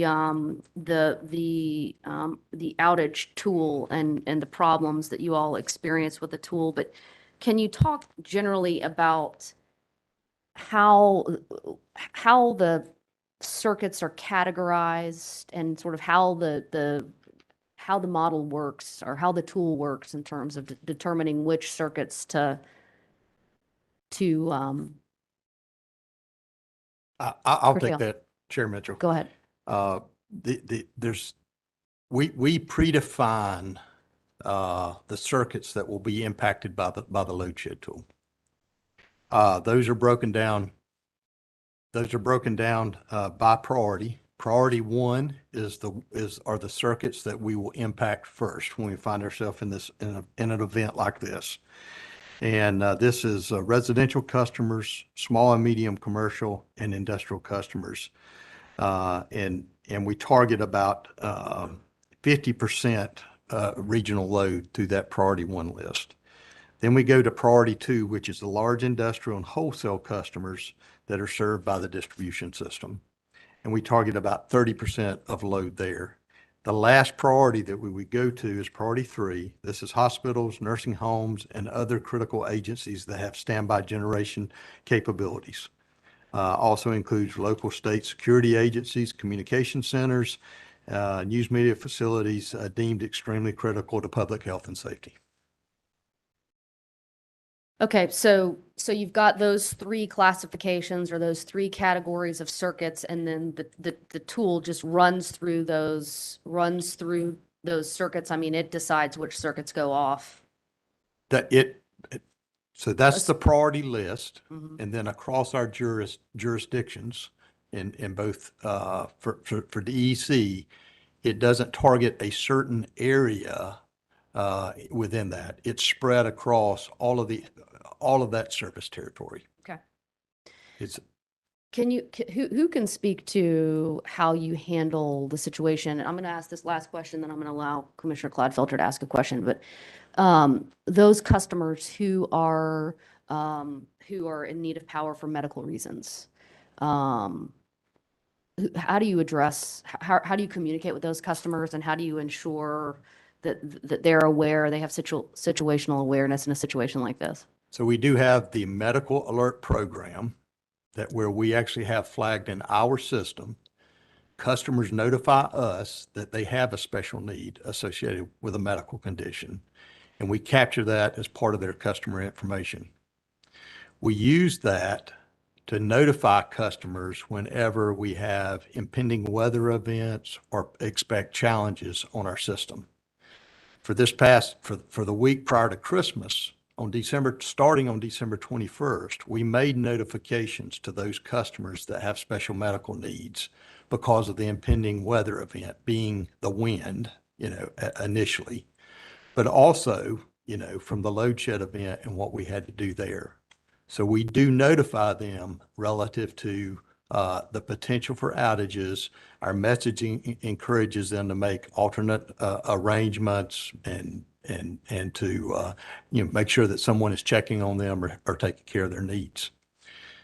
As you can imagine, we have medical alert customers basically on every circuit across our service territory because those medical needs aren't concentrated on one circuit or the other.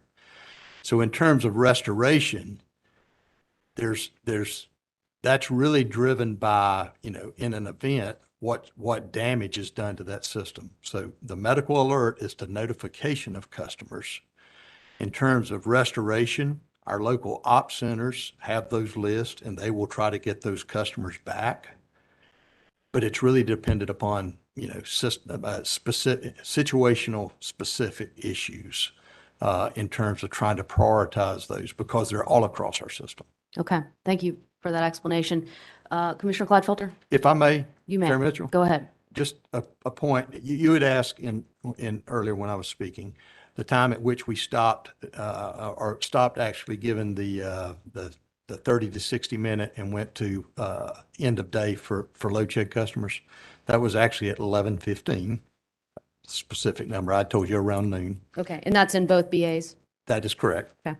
And then also there was some discussion here about restoration of customers between wind event and load shed. Load shed restoration was, those were by the 4 o'clock timeframe.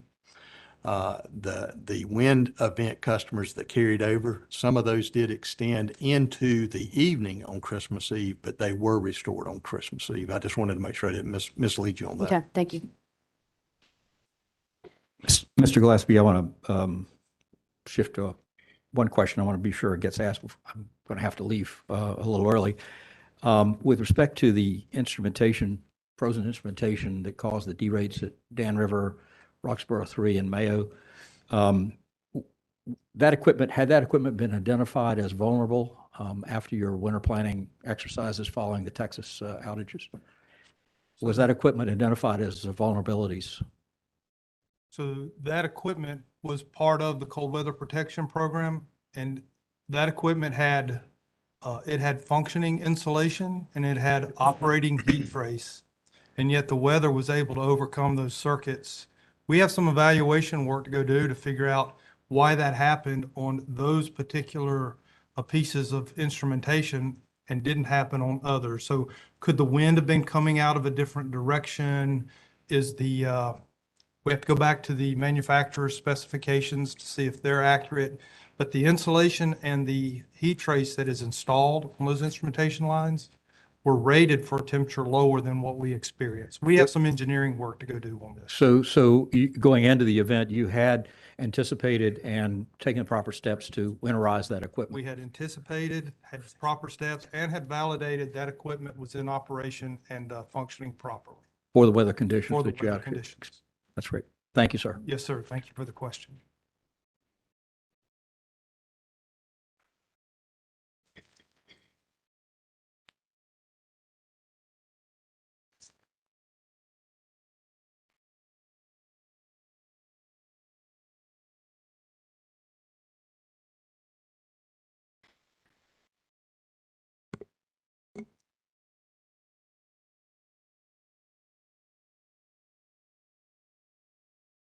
Can you all talk some about the customer notification process? You've outlined in details for the steps that you went through, but what, looking back on this event, what worked well, what went wrong? What are we going to do about it going forward? Definitely earlier notification or earlier recognition of the conditions allows us to get ahead of that in terms of making those customer notifications. In terms of the actual notifications, whenever an outage occurs, not associated with a load shed event, if my power were to go out at my residence because of a vegetation issue or a car impacts a power pole, there's an initial restoration time that is provided automatically if I subscribe to the notification process. And it gives me an estimated initial restoration time. That occurs automatically if there's an outage at my residence. That's what occurred initially whenever we did the load shed events. There was an initial time of restoration provided to those customers. The corrective action that we have already taken is to go develop a message that's customized to a load shed type event, and it can be implemented in a matter of minutes. So we'll build into our process in the event that we have a load shed event required again, then we would implement that direct to customer messaging. And it would basically notify them, that customer individually, of the fact that we have initiated rotating outages. Okay, so if you are a customer, though, that does not subscribe to the text message alerts or hasn't signed up for email communications with the company, how do you find out this information? So for the customers, they have the options of either text message, phone, or email. Okay. If they don't sign up for those, then they will be reliant upon the other mass media channels that I described. Okay.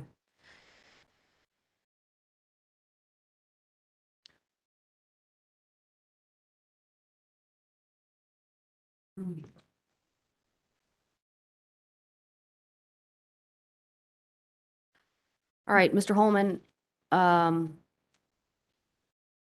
would you discuss briefly the NERC reliability standard EOP 1102 and whether the company's implemented this standard prior to the 12/24 event? I can. That's, okay, That's probably a question I should answer. okay, So EOP 11-2, at the heart of 11-2, it looks at three things. It looks at inspection activities that are in your of equipment in your cold weather program, maintenance of the equipment in your cold weather program, and training of your personnel that do the inspection and maintenance activities. That procedure goes into effect in April, but it had an action that the activities associated with the procedure be completed in the fourth quarter of this year.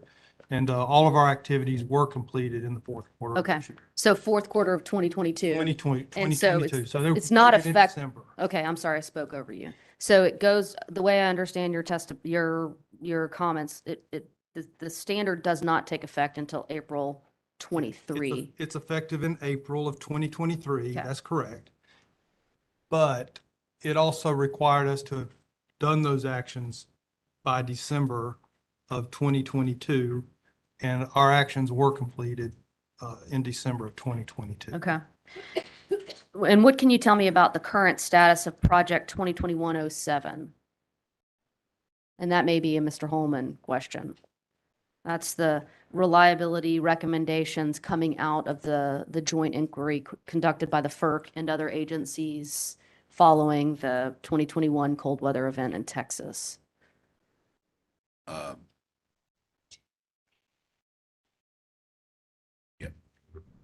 Chair Mitchell, if you don't mind, we have a subject matter expert who could probably answer that question. I believe, potentially, not to put him on. And it may be, Ms. Bennett, that the standards are still under development. We just want to be updated on where that regulatory process is. Sure. Daniel Bennett, counsel for Duke Energy. The standard was approved by NERC a couple of months ago. It was filed with FERC approximately 2 months ago, and we're just awaiting approval from FERC. Okay. We don't know whether they're going to issue a rulemaking or if they're going to have any revisions proposed, but the standard coming out of the URI recommendations was filed with FERC, and we're just waiting. Okay. All right. Thank you. So there could be a rulemaking following the standard. There could be, they can accept the standard as filed. The standard that was filed builds upon EOP 11-2. So the standard that has been filed for approval requires that you specifically understand the operational limitations of your equipment, that you specifically identify your critical components. And there's two different requirements depending on whether you have a new generating station or an existing generating station. So you have to look at both, and you need to operate your equipment in a way that you can ensure it will operate at certain temperatures that'll be determined by averaging the temperatures over a certain number of years. You have to be able to operate at those temperatures with those precipitation, with that wind level for a certain number of hours. So if it's a new plant, you need to be able to operate for 12 hours in those conditions. If it's an existing plant, you'll need to be able to operate within 1 hour. With those conditions. If it turns out that you can't for some reason, then there's a corrective action plan that'll be created. So you go back and, kind of similar to what Mr. Gillespie was talking about, you go back and figure out, why did the weatherization fail? What is it that we need to change so that we get this right the next time? So that's the standard that's currently sitting in front of FERC right now. Okay. All right. Thank you. Any questions for Ms. Bennett before she steps away from the microphone? Okay. All right, I've gotten through my list. I'm going to turn it over to my colleagues to see if there are questions. Commissioner Brown-Bland.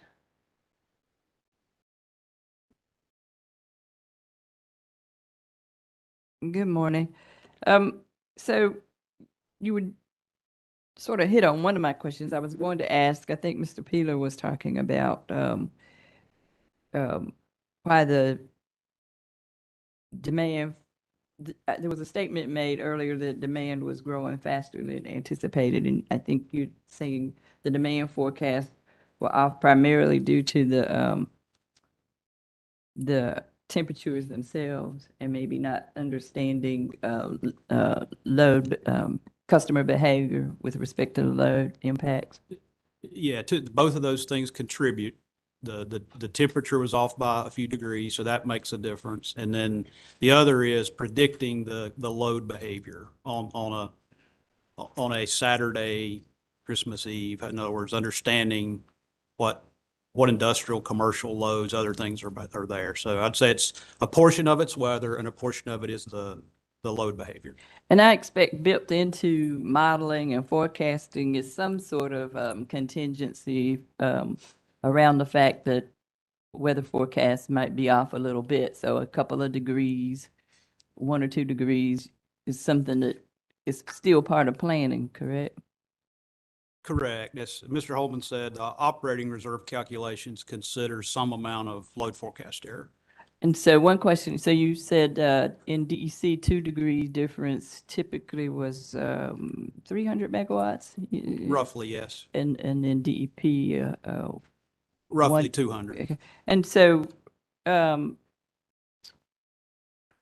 do you have any numbers or information on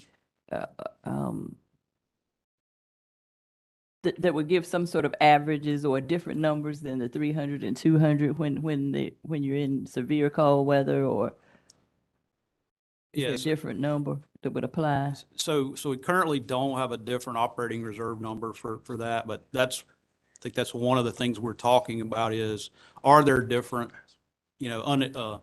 uncertainties that need to be considered as we go forward with when the model has less confidence? So that's in our after action to. But that 300 and 200 number, there's not a some sort of already uniform or understood number that number goes to 400 if you're down under 10 degrees or any such thing? Not currently. Okay.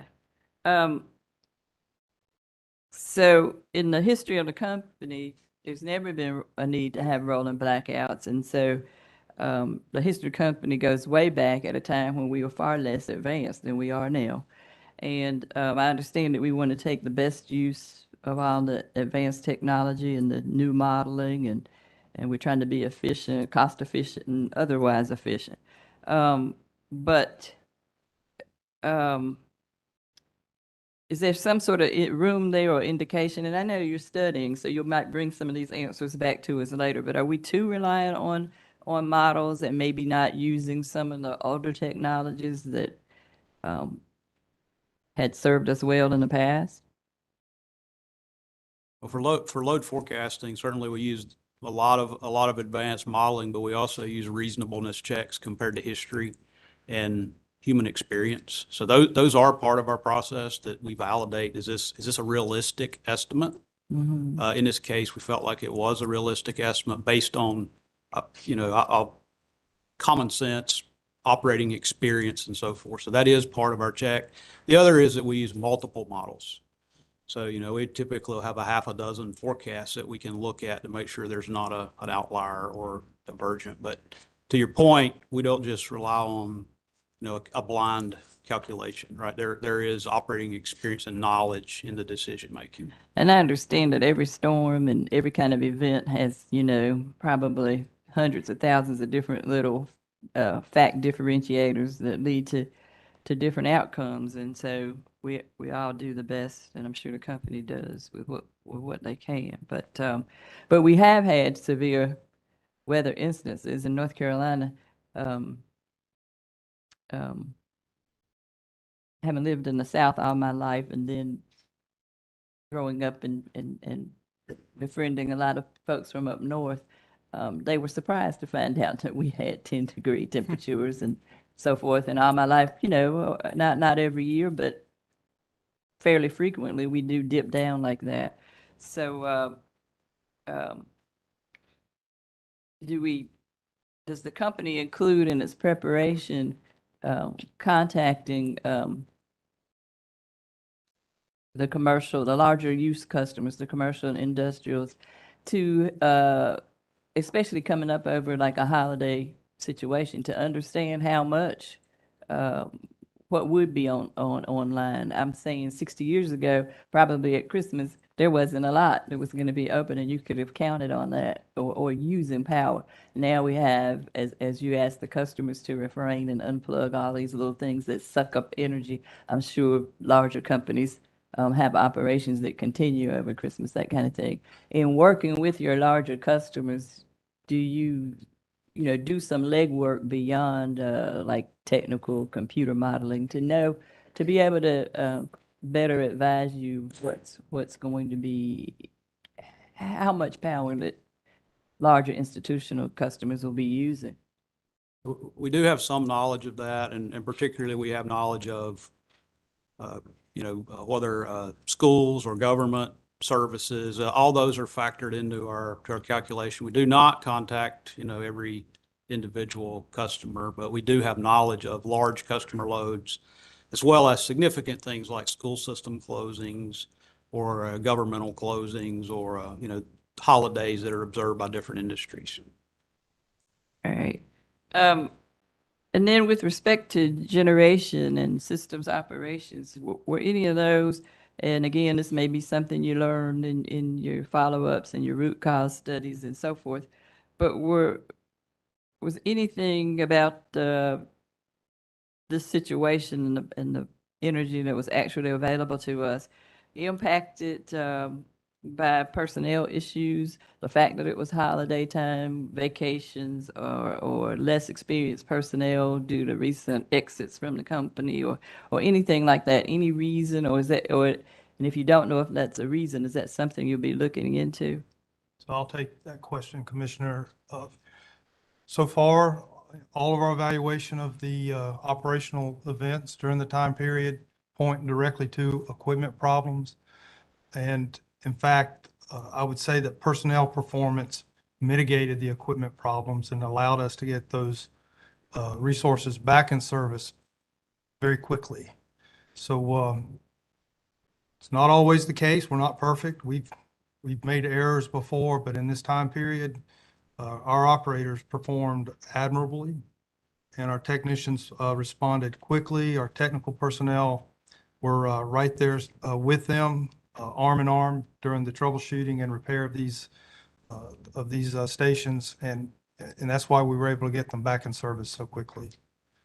I would also offer that from a control room standpoint, the ECCs and DCCs, whenever we go into or recognize a weather event, we actually increase our staffing in those facilities. And because of the wind event that occurred the day before and the ongoing restoration, we were actually at increased staffing in terms of personnel in those facilities.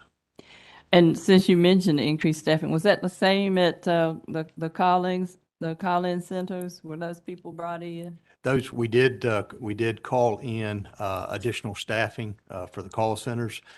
It was already increased again because of the weather event in the aggregate that we had experienced on the 23rd.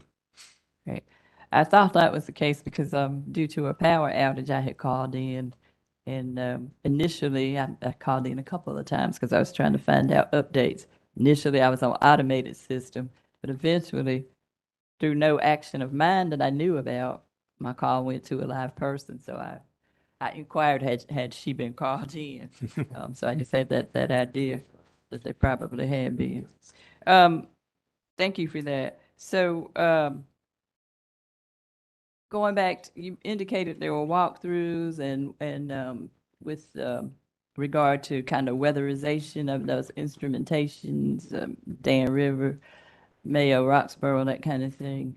And I have no doubt, and I'm not questioning that the employees performed admirably, but I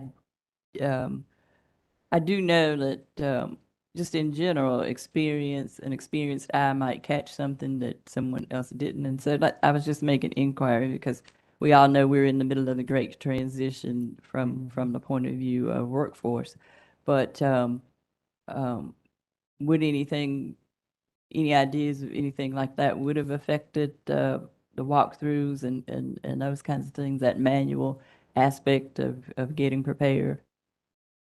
So I appreciate the question. And in all of these, like you, I go into it, I'm a skeptic. So, we'll look harder at the actual work we did in the walkthroughs, how we took the instrument readings that we took to ensure the equipment was in service. But everything that we have today points to that was done adequately, it was done with proficiency, and it was done correctly. All right, thank you. Commissioner Brown, Bland, just to Yes, add a little sure. bit from the Energy Control Center perspective, I had the opportunity to be at the Energy Control Center in Charlotte in the run-up to this event and across the peak. I was listening to and talking to the system operators in Raleigh. The folks making the decisions on that day, from what we know right now, were deliberate, they were disciplined, they were methodical in going through their processes and procedures. The people that I saw working and talked to were experienced operators and, subject to a continued evaluation, both internally and through the FERC and NERC inquiry. Our performers performed well in difficult situations, having to make in very challenging operating conditions. Thank you. Yes.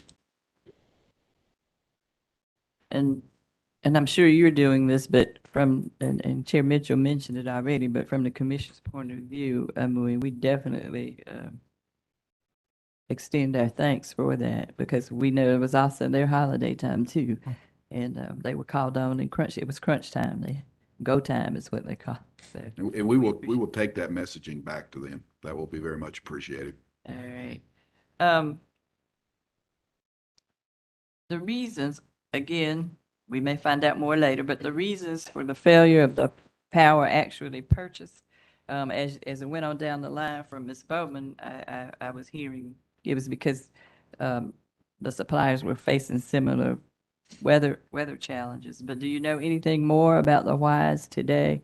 Any type of contractual issues come to play in that somehow we weren't, I know we had non-firm, but somehow we weren't lined up to receive more, or No, there was first line customer? no contractual issues. It was simply the cutting of those schedules from PJM. And on to the tool and the failure of the tool. Does the tool itself have a backup? Do we have or is that just when we know when the tool fails, there has to be manual processes? The backup to the automated tool is to go to the manual load reduction and then restoration, and that's what we implemented. Do we know, are we the first time users of this tool? Do we know if this tool has had problems in other locations? The tool is used by other utilities. It's used in our different jurisdictions. The tool, based on my understanding of the design, it is unique to each jurisdiction based on the operating system that you use in each of those jurisdictions.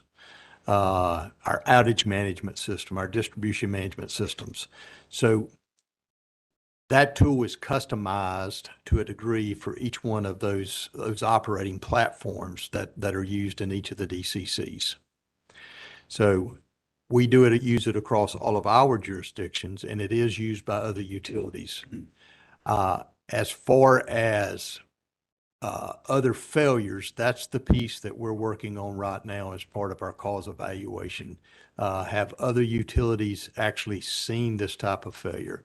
We have not had any reported thus far that in terms of our investigation, but we continue that investigation. Do we think, our thinking today is that the failure of the tool was a software issue? I would not. As opposed to? We do believe it is associated with the design of the tool to specify software or the specific Right, but weather conditions or the amount that it was being called on to do, we don't think those are the reasons, or? I would say weather conditions, no. The quantity or volume that we were doing, I'm not in a position to say that wouldn't factor into it. All right, thank you. Were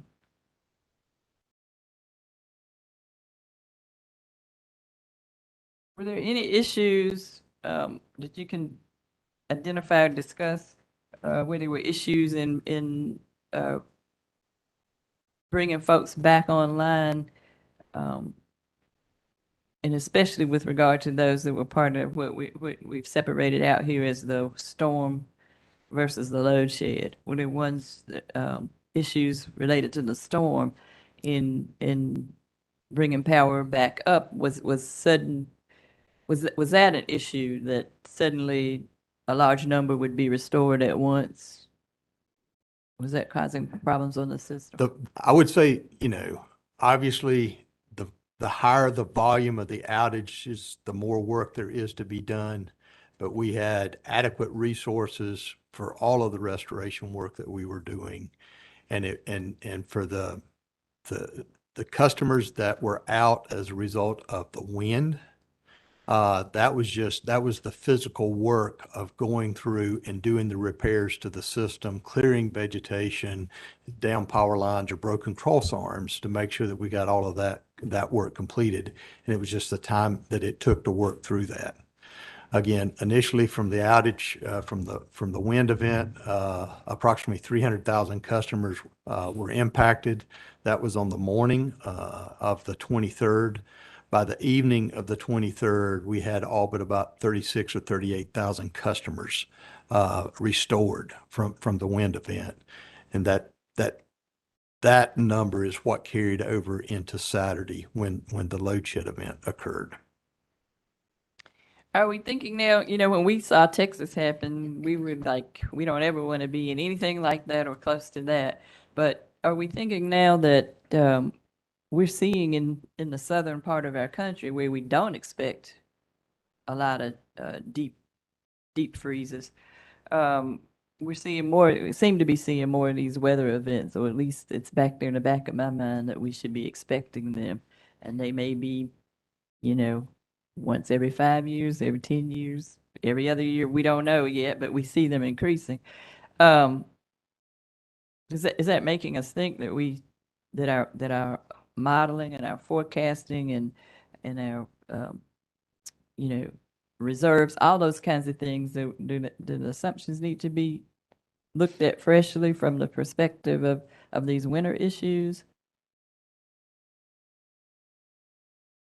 Yeah, I'll take that. I think that, yes, we need to evaluate all those things. Any changing conditions, extremes we haven't seen before, changing resource mixes, the whole mix here, we need to consider as we move through changing the resource mix in particular, and we see colder weather in December in this case, we need to assure that we have resource adequacy. Our imports, should we continue to rely on the amount of imports? Those types of things are all fair game for making sure this, we don't find ourselves in a similar situation in the future. Include reserve margins, right? We need to evaluate that as well.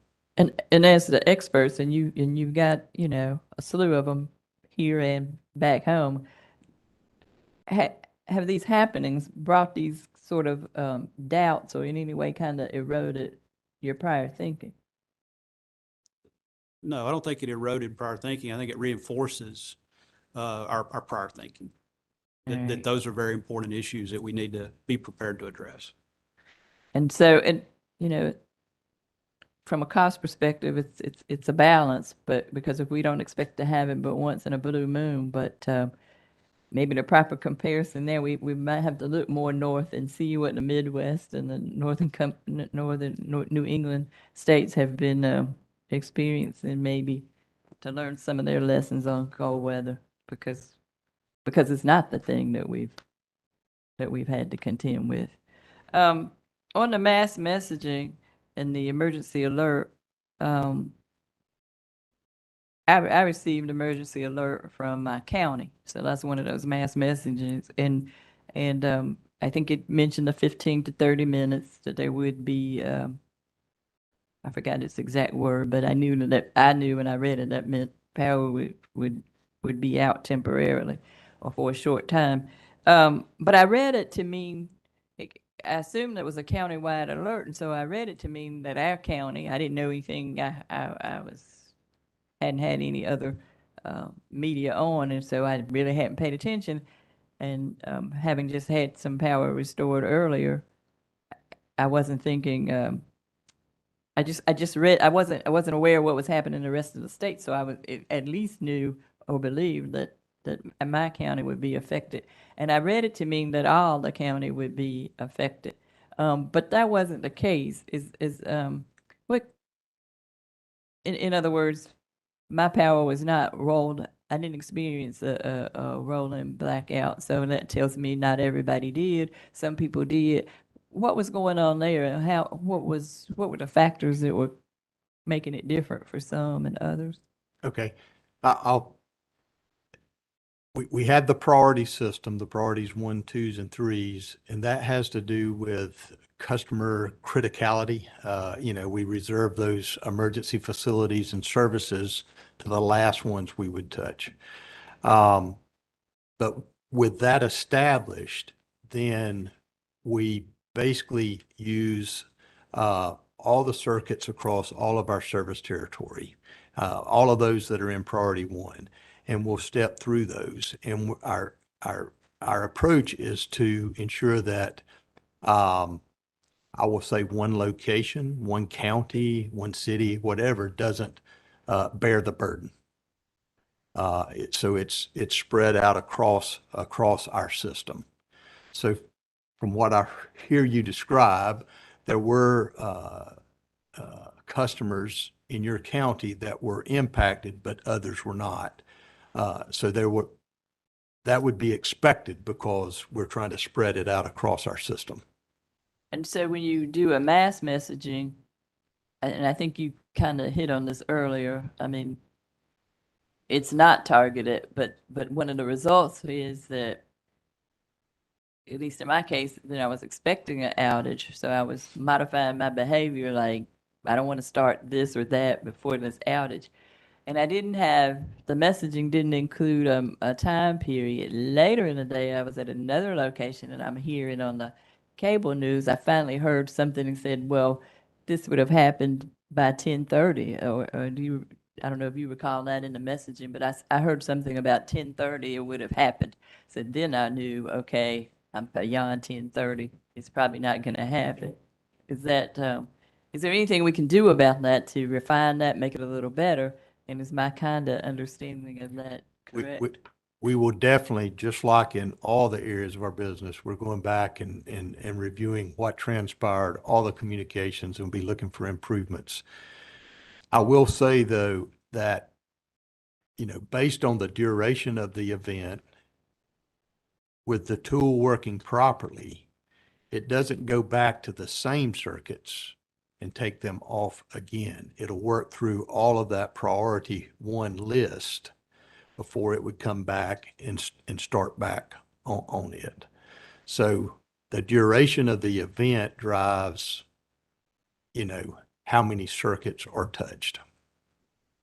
All right. And question on the wholesale customers, were they called upon to help with, demand response and those kinds of things? Were their customers called on? And was there communications back and forth with the wholesale customers? Yes, there was through the course of this event. And were there numbers in, you gave Chair Mitchell a number. I had that on my list, but you gave her a number of how much savings we think we got from customer response. Were the wholesale numbers included in your number? Those subject to check, I don't believe so. Our customer responses from our customers is about 200 megawatts in each jurisdiction. Okay. And was there internal load reduction that was called upon? Internal to the company? When I look at your plan for load reduction and system restorations, I see that as an option, and I don't know how much that would save, but I'm just inquiring whether internal load reduction, meaning internal to the company. Was that called upon? Conservation, internal conservation. Mhm. We went through that, the general load reduction plan. And to the extent that we felt like the programs would help at that time of the evening, we used them. And we did send out communications to employees asking them to curtail and conserve. All right. And my last, just sort of wrap up questions, while you were going through this and living through it, did it occur to you that some particular regulation was an impediment to what you were trying to do? Or that you may have needed some temporary relief? I'll take a shot at this one, that one of the things we looked at, especially at the plants that have emissions requirements, would we ask for a variance on emissions requirements should we feel that the ability to deliver power to the grid took precedence. We never followed through on that, but we were prepared to if the condition had evolved. Okay. Thank you. Right, Commissioner Duffley?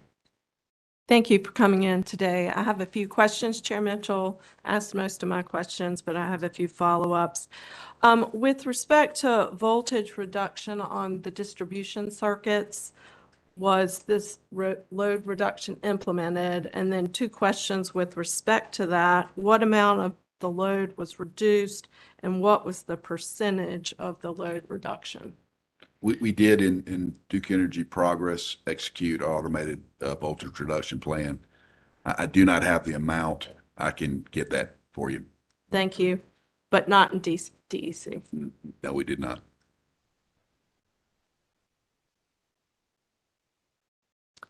And then with respect to the under frequency load shedding, is this an automatic relay?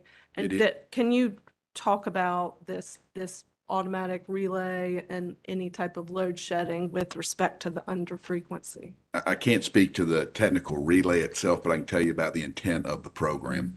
So the objective here is when frequency is declining, the objective is to protect generators from that declining frequency, from catastrophic long-term issues. And so as the frequency continues to drop, you have under frequency load shedding relays that will activate to shed the load to protect the generators. Because if you don't, the generators will trip and it just cascades to the loss of the system.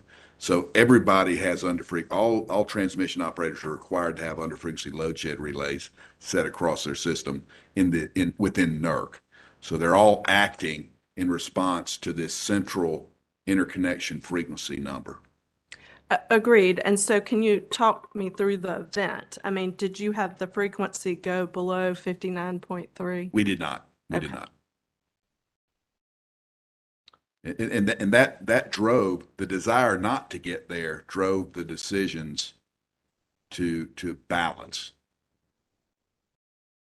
Okay, I looked through, as you know, the company has come in and reported after each cold weather event to try to learn best practices. And I pulled your presentation from, I guess it was in April of 2022. And a question that I still have with respect to your load forecasting, could you please provide to the commission for the last 3 winter peaks, how accurate were the company's weather forecasts 3 days before the peak, a day before the peak, and then how accurate was the company's load forecast 3 days before the peak, the day before the peak, and how accurate was the peak load forecast? If you could do the 3 prior events and this event and submit that to the commission, that would be appreciated. The second request for information with respect to this presentation is you discussed the mean absolute percent error, or MAPE. I'd like to know what the MAPE was for December 24th and 25th.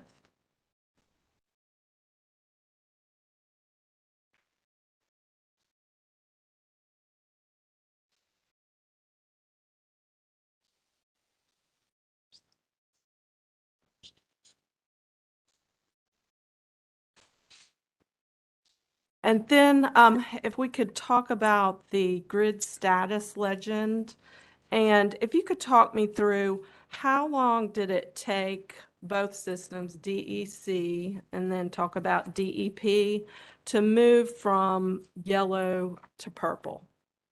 So over the course of the week, we moved, and I'm going to walk us through Monday, the 19th through 6 o'clock on the 23rd.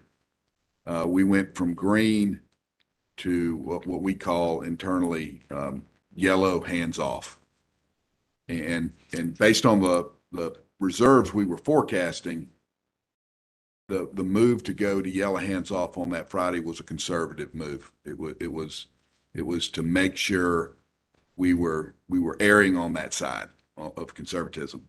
And so and Chair Mitchell, you asked a question about this earlier, and I think I answered it more from the perspective of an operator versus what actually happened. So I'll try to answer it better this time. So as we were sitting there at 6 o'clock, 6 p.m. on the 23rd, we were projecting over 1,000 megawatts of reserve in each jurisdiction. And that's enough operating reserve to cover our largest unit and provide operating reserves to handle the uncertainties that you can encounter in real-time operations. And specifically, it was over 1,500 in DEC, and specifically it was over 1,100 in DEP. In DEP, up until about 4 in the morning, 2 to 4 in the morning, we were still maintaining enough operating reserves to cover our largest unit. And so that's when we moved from later in the evening, or actually in the early morning hours in DEP, we moved from yellow hands off into purple. So it was over just a few hours. A few hours. Okay. In the early morning hours in DEP. In DEC, we started off with 1,500 megawatts of reserves at 6 o'clock on Friday. And then as we moved into the evening of the 23rd, that dropped to 1,000. And then it dropped as midnight came. We had the derate at Dan River combined cycle. It dropped below 1,000 to closer to 900. And so at that point in time, we were moving from yellow to orange. And then when we got to the point that we'd lost between 2 and 4 of those other units in the capacity purchases, that's where we moved into purple. Am I answering your question, Commissioner? Yes, you are. Okay. So for DEP, you stated that you went from yellow on Friday to purple over a few hours. We'll say 3 hours. And DEC, it was the same, but it began at midnight. Right. And then when you moved into yellow, according to your plan, it says plant personnel will be instructed if work activities are to be curtailed, and to prepare to curtail all non-essential loads, and this communication is the hands-off directive. So that was done, correct? Yes, we went into yellow hands off. Okay. Yep. And then you have different activities for grid status orange and red before you move into purple. Were all of the bullet points conducted by the company? At this point in time, subject to check, I believe they were. Okay.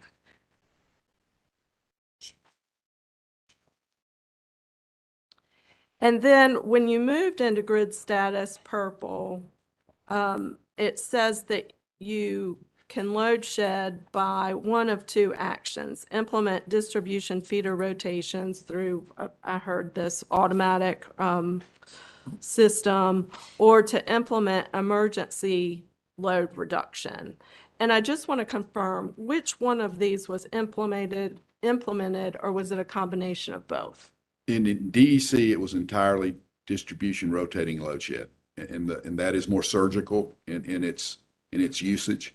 And it is intended to be used before you get to transmission load shedding. In DEP, we did it in two blocks. It was a block of 600 and then a block of 400.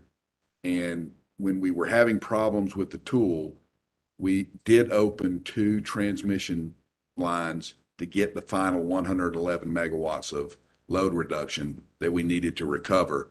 That outage was very short, maybe 30 minutes. Okay, thank you. And then, according to your feeder rotation, it says the outage rotation may be part of grid status purple and the interruption records will be kept. If you could provide those interruption records to the commission, please.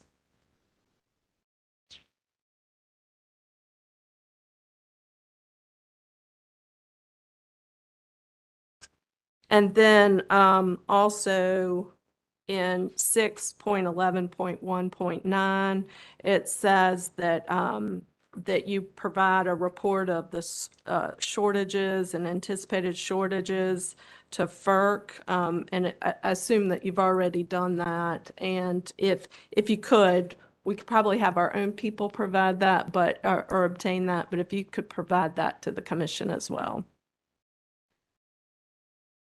Part of our reporting obligation in the run up to real-time operations are DOE reports.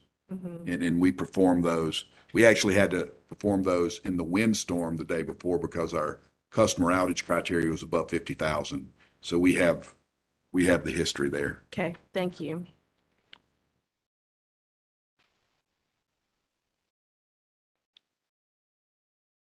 And then I wanted to ask you a little bit about, in some of your previous responses to the commission, you discuss how you reach out to your neighbors through your CERC neighbors as well as VACAR. I heard your response that the energy wasn't there. So the VACAR, whether you were in it or not in it, the energy just wasn't there to flow. But how about our neighbors to the south, specifically Southern? Did you reach out and did you have these, let's see how you described it, hotline conference calls? Did you have these hotline conference calls with other members of CERC? We were having constant communication from the balancing authority reliability perspective. We were talking to our neighbors, and Southern was also in various stages of EEA 1 and EEA 2. And I think, Nelson, you maybe want to speak to the purchase side of it, but there just was not anything to purchase. Yeah, the purchase certainly looking for not the same, necessarily all the same folks, but anybody who could sell, whether they be a market or another utility, and there were none to sell during that time period. Okay, and so I take it then the SEAM did not provide any Yeah, so value? SEAM, is a non-firm energy only on a 15-minute interval. And so essentially the members of SEAM were all in some form of EEA, so they weren't offering any sales. Okay, thank you. And also in the last technical conference, we did talk about your resource adequacy. And as you know, you have 2,000 megawatts of non-firm imports that help with resource adequacy. Is the company going to be reevaluating that issue? Yeah, I think that's previous response. We need to look at all of those assumptions as we go forward. Okay, and then is it safe to assume that increased transfer capability between regions would not have assisted in this situation? I think that's correct. There wasn't energy, so the transmission really wasn't the constraint. And we talked about this briefly earlier in terms of transmission loading relief, TLRs. There were none of those. All the alerts in the NERC process were energy emergency alert related. So that indicated to us and to me that it was an energy capacity shortage versus a transmission issue. And on the day before, TVA was also one of our neighbors, both in DP and DEC. They had entered EEA 3 on Friday, the 23rd, and they were shedding load. And we were actually supplying emergency support on Friday for as long as we could out of DEC. And so throughout the day before, we were having these communications and there was just no energy to exchange. Okay, thank you. And you may have already answered this question, but what was the forced outage rate at the peak for both systems? The number we calculated was 10.6%, and we're validated. Those were the numbers. They're validated, they're checked, but they need to be audited. But between 10 and 11% was the max number for the that's for all generation.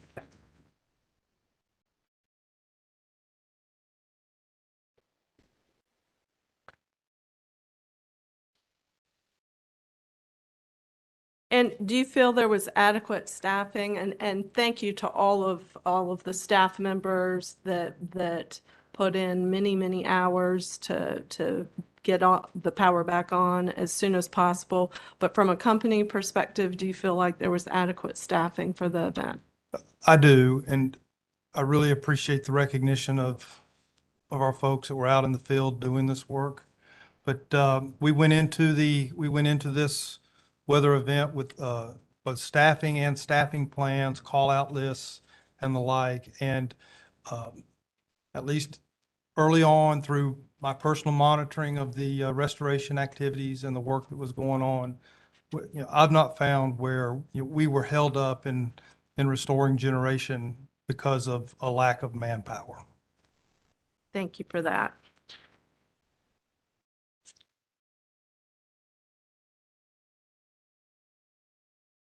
And then again, this may have been asked and answered, but in previous times when you've responded to the commission regarding whether we're prepared for cold weather events, you have prior to winter, each of the facilities are go through a checklist. And I heard you say today that each one of those facilities, the checklist was performed.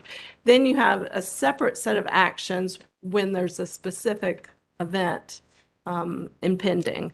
And so I just want to confirm that each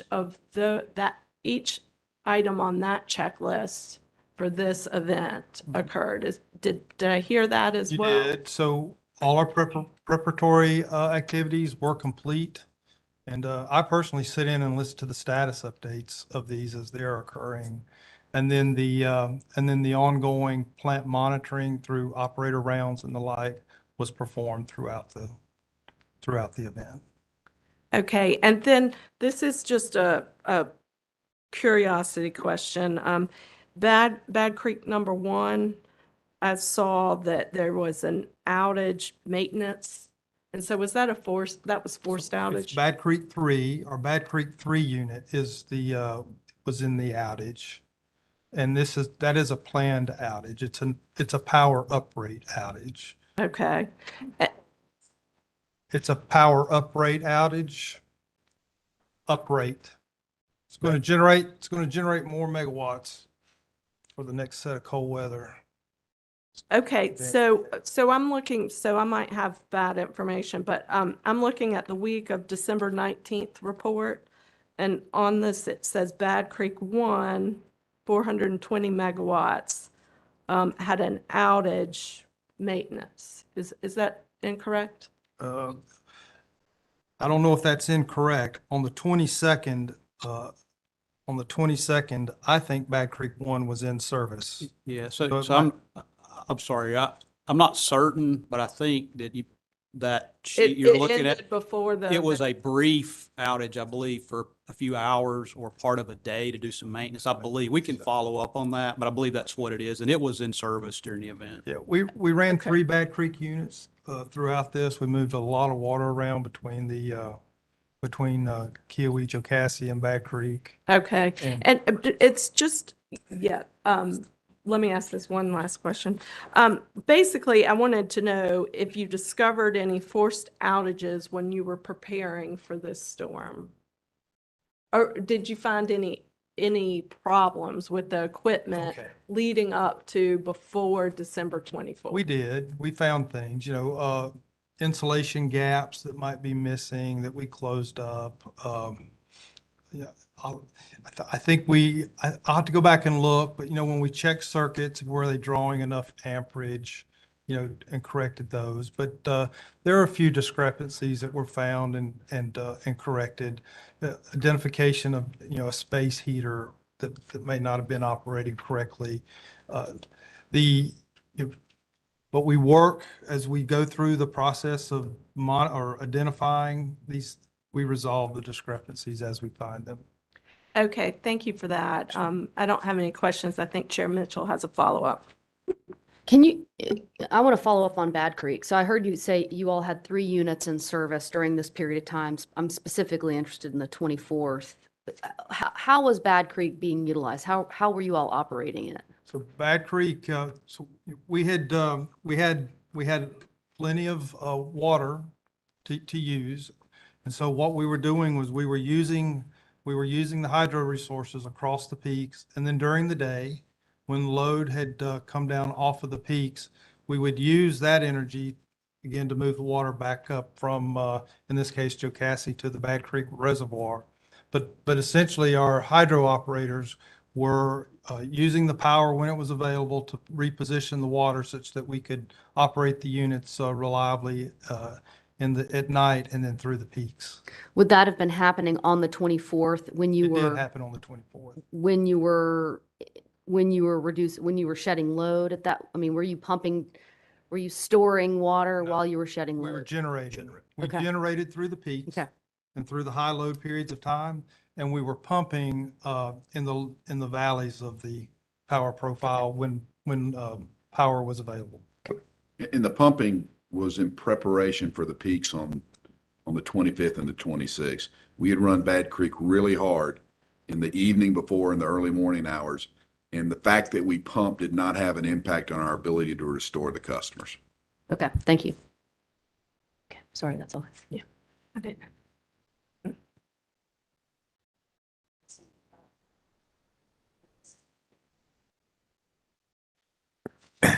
Thank you. I just have a few things I want to make sure I connected the dots correctly. Related to the whole modeling issues and forecasting issues, do I understand from the sum total of all your presentations that if that had been more accurate, the impact would have been better and earlier communications, but it wouldn't necessarily have impacted a lot of the other repercussions of the storm. Is that, am I connecting the dots correctly? I think that's fairly accurate. Better, a perfect forecast a week ahead would certainly been helpful to prepare.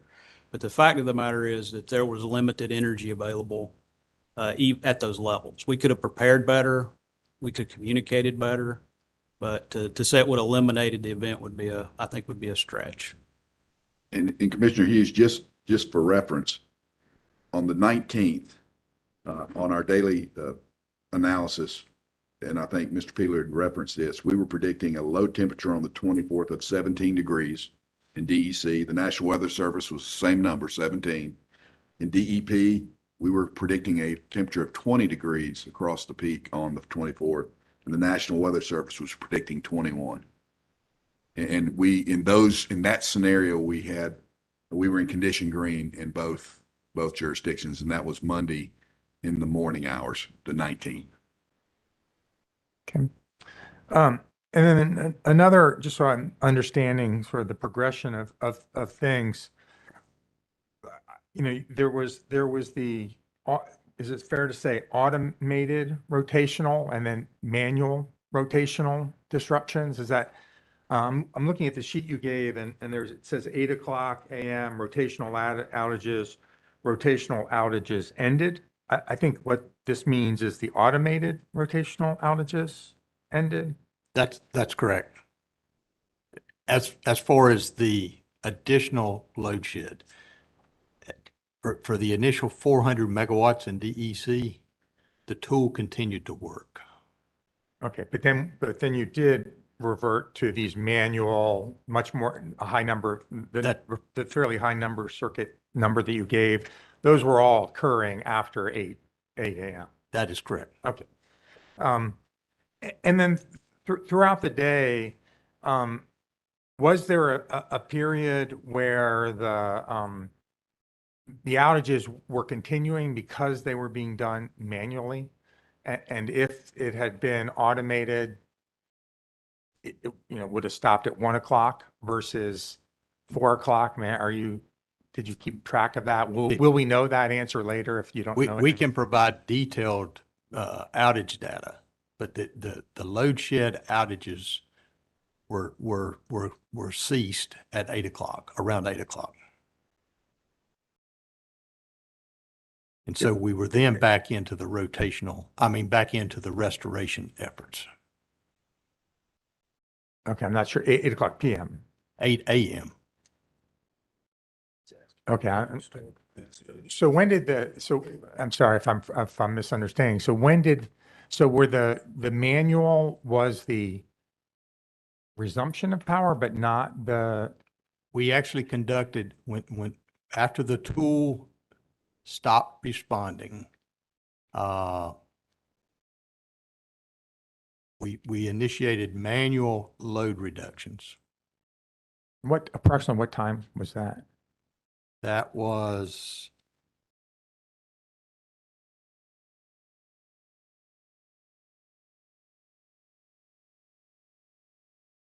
It says at 7:10 a.m. the rotational load shedding tool failed to respond. that is correct. I'm maybe misunderstood. So when did there was manual load shedding, was there not? Yes, there was. And when did that? Starting at 7:10 a.m. Okay, and then when did that go to approximately 8 o'clock. Okay, so it was only, okay, and then from 8 o'clock on was manual Restoration activities. Okay, both some that might have started under the load shedding tool and some that started between 7 and 8. Okay, That is correct. got it. Got it. Sorry if I was confused. No. I just a lot of use of tools and there's a lot of things going on. Okay. Then some hopefully easier questions. First off, is it an opt-in or opt-out with customers to get these notifications? Does that, we have a lot of debate with behavioral, do you make things opt-in or opt-out? Do you know, is it opt-in or opt-out? It's my understanding that you opt in, but I will validate that unless others. The text message notification is opt-in. Okay, and the phone messages opt-out? It's opt-in as well. It's all opt-in, I do believe, but we'll verify. Okay, and do you have percentages with your residential? What percentage are using each of these different communication? I do not have that unless We have that available, but we can provide it. I mean, I don't know off the top of my head. Ballpark, is it 25, 50, 75%? Do you have any idea? I really don't, I can't guess. I think it's less than 50% for the opt-in text. But we will verify that and file that. Okay, and then I think you said then the phone calls and I guess the text too were a third party provider that did those. So, and they were using messages that were pre-written out messages. So the problem was you didn't have a message for this situation. Did I understand that was the? We have pre-programmed messages for outage events that go out that basically say it's your initial time of restoration. And it's between 3 and 6 hours based upon the condition and the jurisdiction. And that's an initial time of restoration then typically we would come back and provide an updated ETR after technicians, and we can investigate the individual outage and we know what it is. And so we'll have a follow-up message. In this event, because the outages were initiated and they were initiated as part of the load shed, there was for the first outages that occurred, they got the automated message that said their power would be restored between, like I said, it varies according to the location, but that their power would be restored in 6 hours. That is for a normal course of business, that ITR, that initial time of restoration. When we're using the rotational load shed tool, we set in that tool for the outages to be, our initial settings are for those outages to last 15 minutes. So we had customers that initially got a notification of 6 hours and their power came back on in 15 to 20 minutes because we were using the tool. What we have done since is we've developed a message that we would send out as the ITR if we enter into load shed again, and that can be turned on in a matter of a few minutes so that they would get a more accurate message relative to the rotational load shed vice the initial ITR that I would say is, the typical standard message. Okay, and those, that makes sense. I think I just needed a clarification. And then all of that's only for opt-in. If you weren't opted in, then it didn't matter. You wouldn't have gotten any of these messages. That's correct. We haven't talked at all about how solar responded during the day. Now, obviously, a lot of your timeline it wasn't around, but it was as I recall, a bright sunny day in most of North Carolina that day. Just for scale, relative scale. So we had the demand response at 200 megawatts. What kind of solar did you pick up during the morning hours? And was that helpful? And just again, scale wise. So I'll take that, Commissioner. Solar did begin to pick up in the morning hours as the sun comes up, and all the megawatts are helpful. So solar was helpful.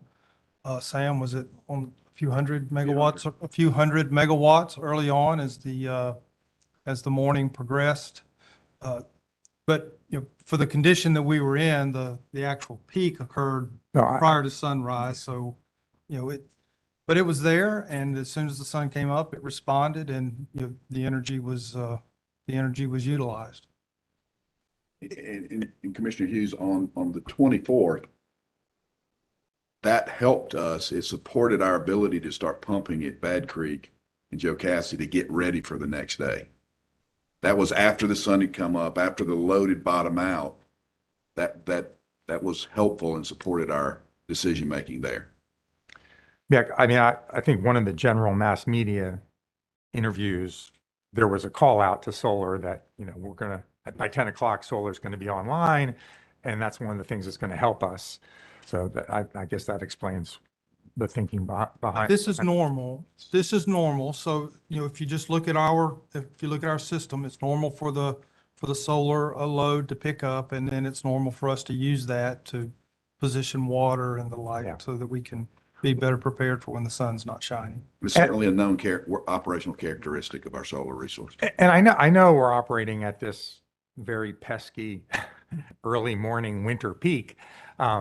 But it does seem, is it true that even after that winter peak, there may have been periods of time following, 1 or 2 hours where it wasn't the peak, but solar was still contributing to reducing the amount that had to be load shed?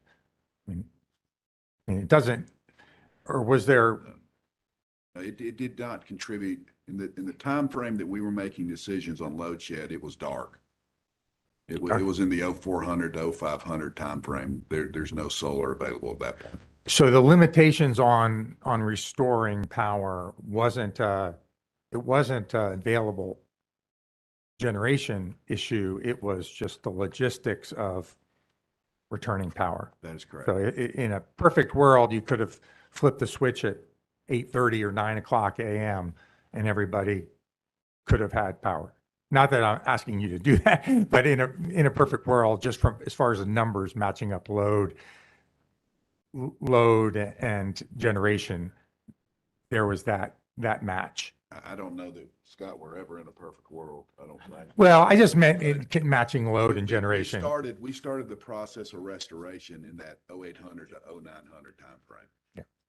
You know, and I think the simple thing would just be a chart to see what your generation capacity was versus what your load capacity and when they crossed. And I'm hearing you say that they crossed probably before daybreak or 8:30 or 9. Yeah, that's correct. And then did the curtailments on the other end impact solar? We heard a lot in Texas about sort of the disconnection between, disconnecting potential sources of energy. And I'm just curious, was that in play at all here? That I'm not aware of. What would you repeat? So, in other words, were there solar facilities that were disconnected in your rolling outages? I'm not aware of any, but that's not my area of expertise. I think we would have to take that as a follow-up. We can come back with the specific characteristics of solar, but from the conversations I had with our renewables VP, solar performed exactly as we expected, provided the energy that we expected, and provided it on the timeline we expected. So, and that is, it begins ramping up around that 0600, 0700 timeframe, and then gets more as the sun comes up, and then trails off just like it does every other day. We didn't have any. We just had no issues with our solar generation. Okay. Last question. In this priority tier, you only got to priority 1. Is that correct? You didn't go into priority 2 or 3? That is correct. And then where do water facilities fit into the categorization? Are they a specific call out for category 3, or you had mentioned hospital, you had mentioned several priority 3. Critical things. infrastructure, Yeah. those type of things would be in that category 3 or priority 3 in terms of, importance to our communities. Okay, so in theory, you wouldn't have cut, if you knew that was there, you wouldn't have cut a water facility. Not that I'm aware of. I can't tell you there's no exception out there, but just the priority list, those would remain, would be one of the last ones that we would impact. Okay. No further questions. Thank you for that. And again, thank you for getting us through a very difficult time. Commissioner McKissick. First, let me thank you for being here today, and you've certainly been open and candid in your responses over the last 2 hours or so to all the questions that have been raised. I think your report has been certainly enlightening in terms of providing some context as to the factors that were taking place during this timeframe. If I were to sit here and listen and learn from it and think about what the takeaways are, when it comes to this notification system, we need to upgrade it as soon as possible so that any customer that has the potential for experiencing some type of load shedding impact, that be top priority in getting resolved. Yes, sir. Secondly, this modeling. I mean, we've learned that the model has not performed as it should, but it's a regressive, regression analysis type of model, and you didn't have the history. And the history was unprecedented because the event was unprecedented. But now that we have that data, let's use that data as carefully as we can to upgrade this model so that we can better predict what customer behavior is likely to be under these types of circumstances. One thing we all know is that the weather, and extreme weather, does not respect political boundaries, nor does it respect the boundaries and service areas of any utility. And that's what we face on this particular occasion. Unprecedented circumstances and a response that was appropriate with the load shedding. Now, could it have been done more effectively? I think the answer is yes. Was it the solution to a problem that was unfolding rapidly? The answer is also yes. But I think that in my mind, what I want to do is look at the takeaways in terms of how we can improve things. I think Chair Mitchell and many of my colleagues have gotten to many of the technical details are critical, things that we must be focused upon. At the same time, the only thing customers want to know is that power is there when it's needed. They don't want to go through these types of load shedding circumstances and not understand first the purpose of it, and then secondly, what the duration might likely be when that power is interrupted. The thing I've heard most about from individuals, customers, they did not understand load shedding was about to take place. They didn't understand how long a load shedding event may take place and impact them. And they did not understand why it was even necessary. I think a lot of that is public education as well. And we need to be focused upon getting people to understand what that actually entails. You know, when it comes to this model, I wish that it had been better in terms of predicting behavior. If it had been, we would have not had to perhaps had as broad and more an expansive impact as it has unfolded and occurred. But you know, that's water over the dam, so to speak.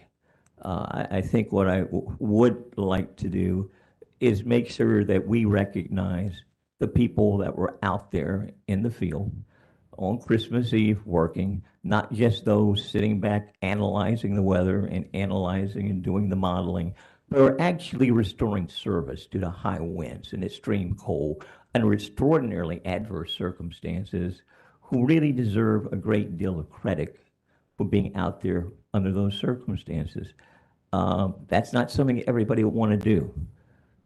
I always thought that firm commitment meant firm commitment when we entered into these kind of agreements, or when I say when Duke enters into agreements with people to provide power. Unfortunately, the firm commitments couldn't be honored because they were going through similar load shedding events. Why? Because the cold was expansive, because it was impacting everybody.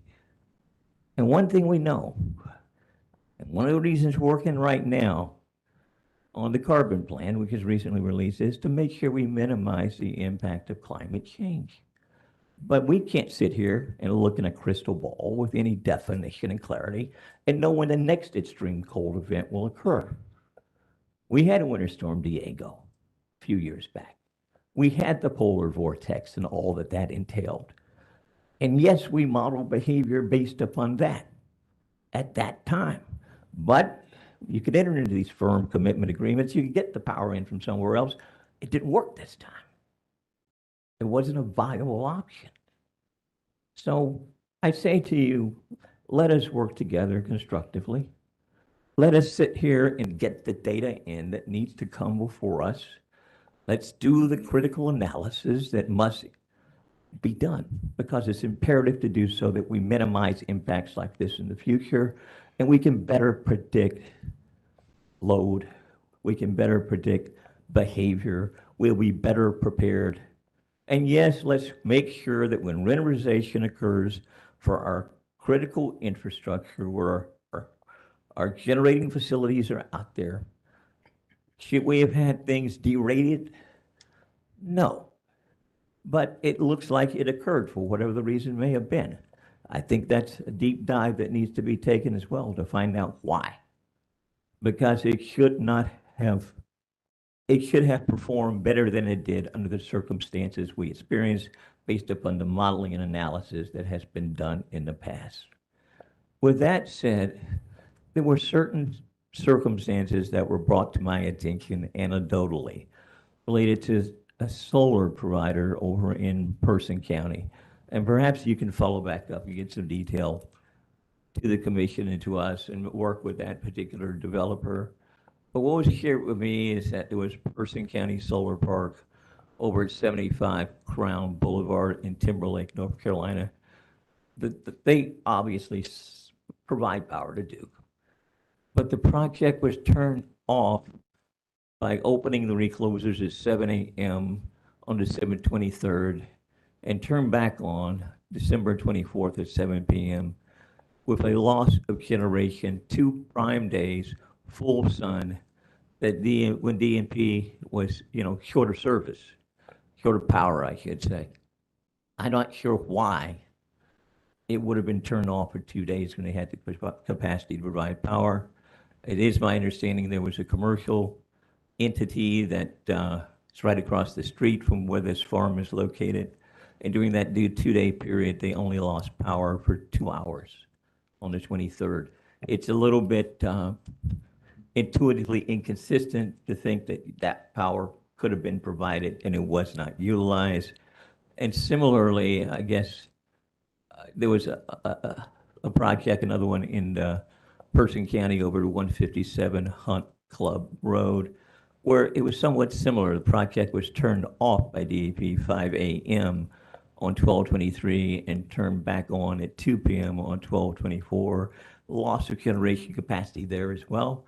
Maybe there's some idiosyncrasies going on that we don't understand. But please get back in specifically related to those projects. There may be others out there that were similarly situated, but at a time where we can't even get firm commitments honored due to curtailments, we got power providers that are right there able to do so. Why we aren't capitalizing, using that power at a time where there's a critical shortage. On that note, I thank you for being here. I thank you for being candid. And I thank you for what I know will be constructive dialogue as we move forward in addressing these issues for the good of the ratepayers here in North Carolina, but more importantly, for all of those that use and consume service. Thank you. All right, Commissioner Kimbright, I'm going to give you a chance, but I want to check in with the court reporter. We have worked her pretty hard this morning. You doing okay? Okay, well, let's continue then. Commissioner Kimbright.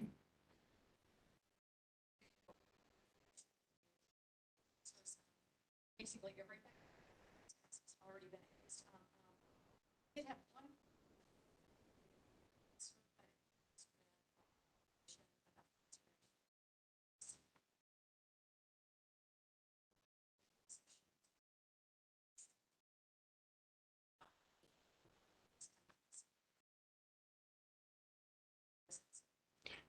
We will, and we do, and we actually on the evening or the afternoon of December 24th, we issued those conservation messages through all the channels that I talked about, asking for assistance on Christmas morning. And then also we issued those on the afternoon of December 25th, asking for the assistance on the morning of December 26th.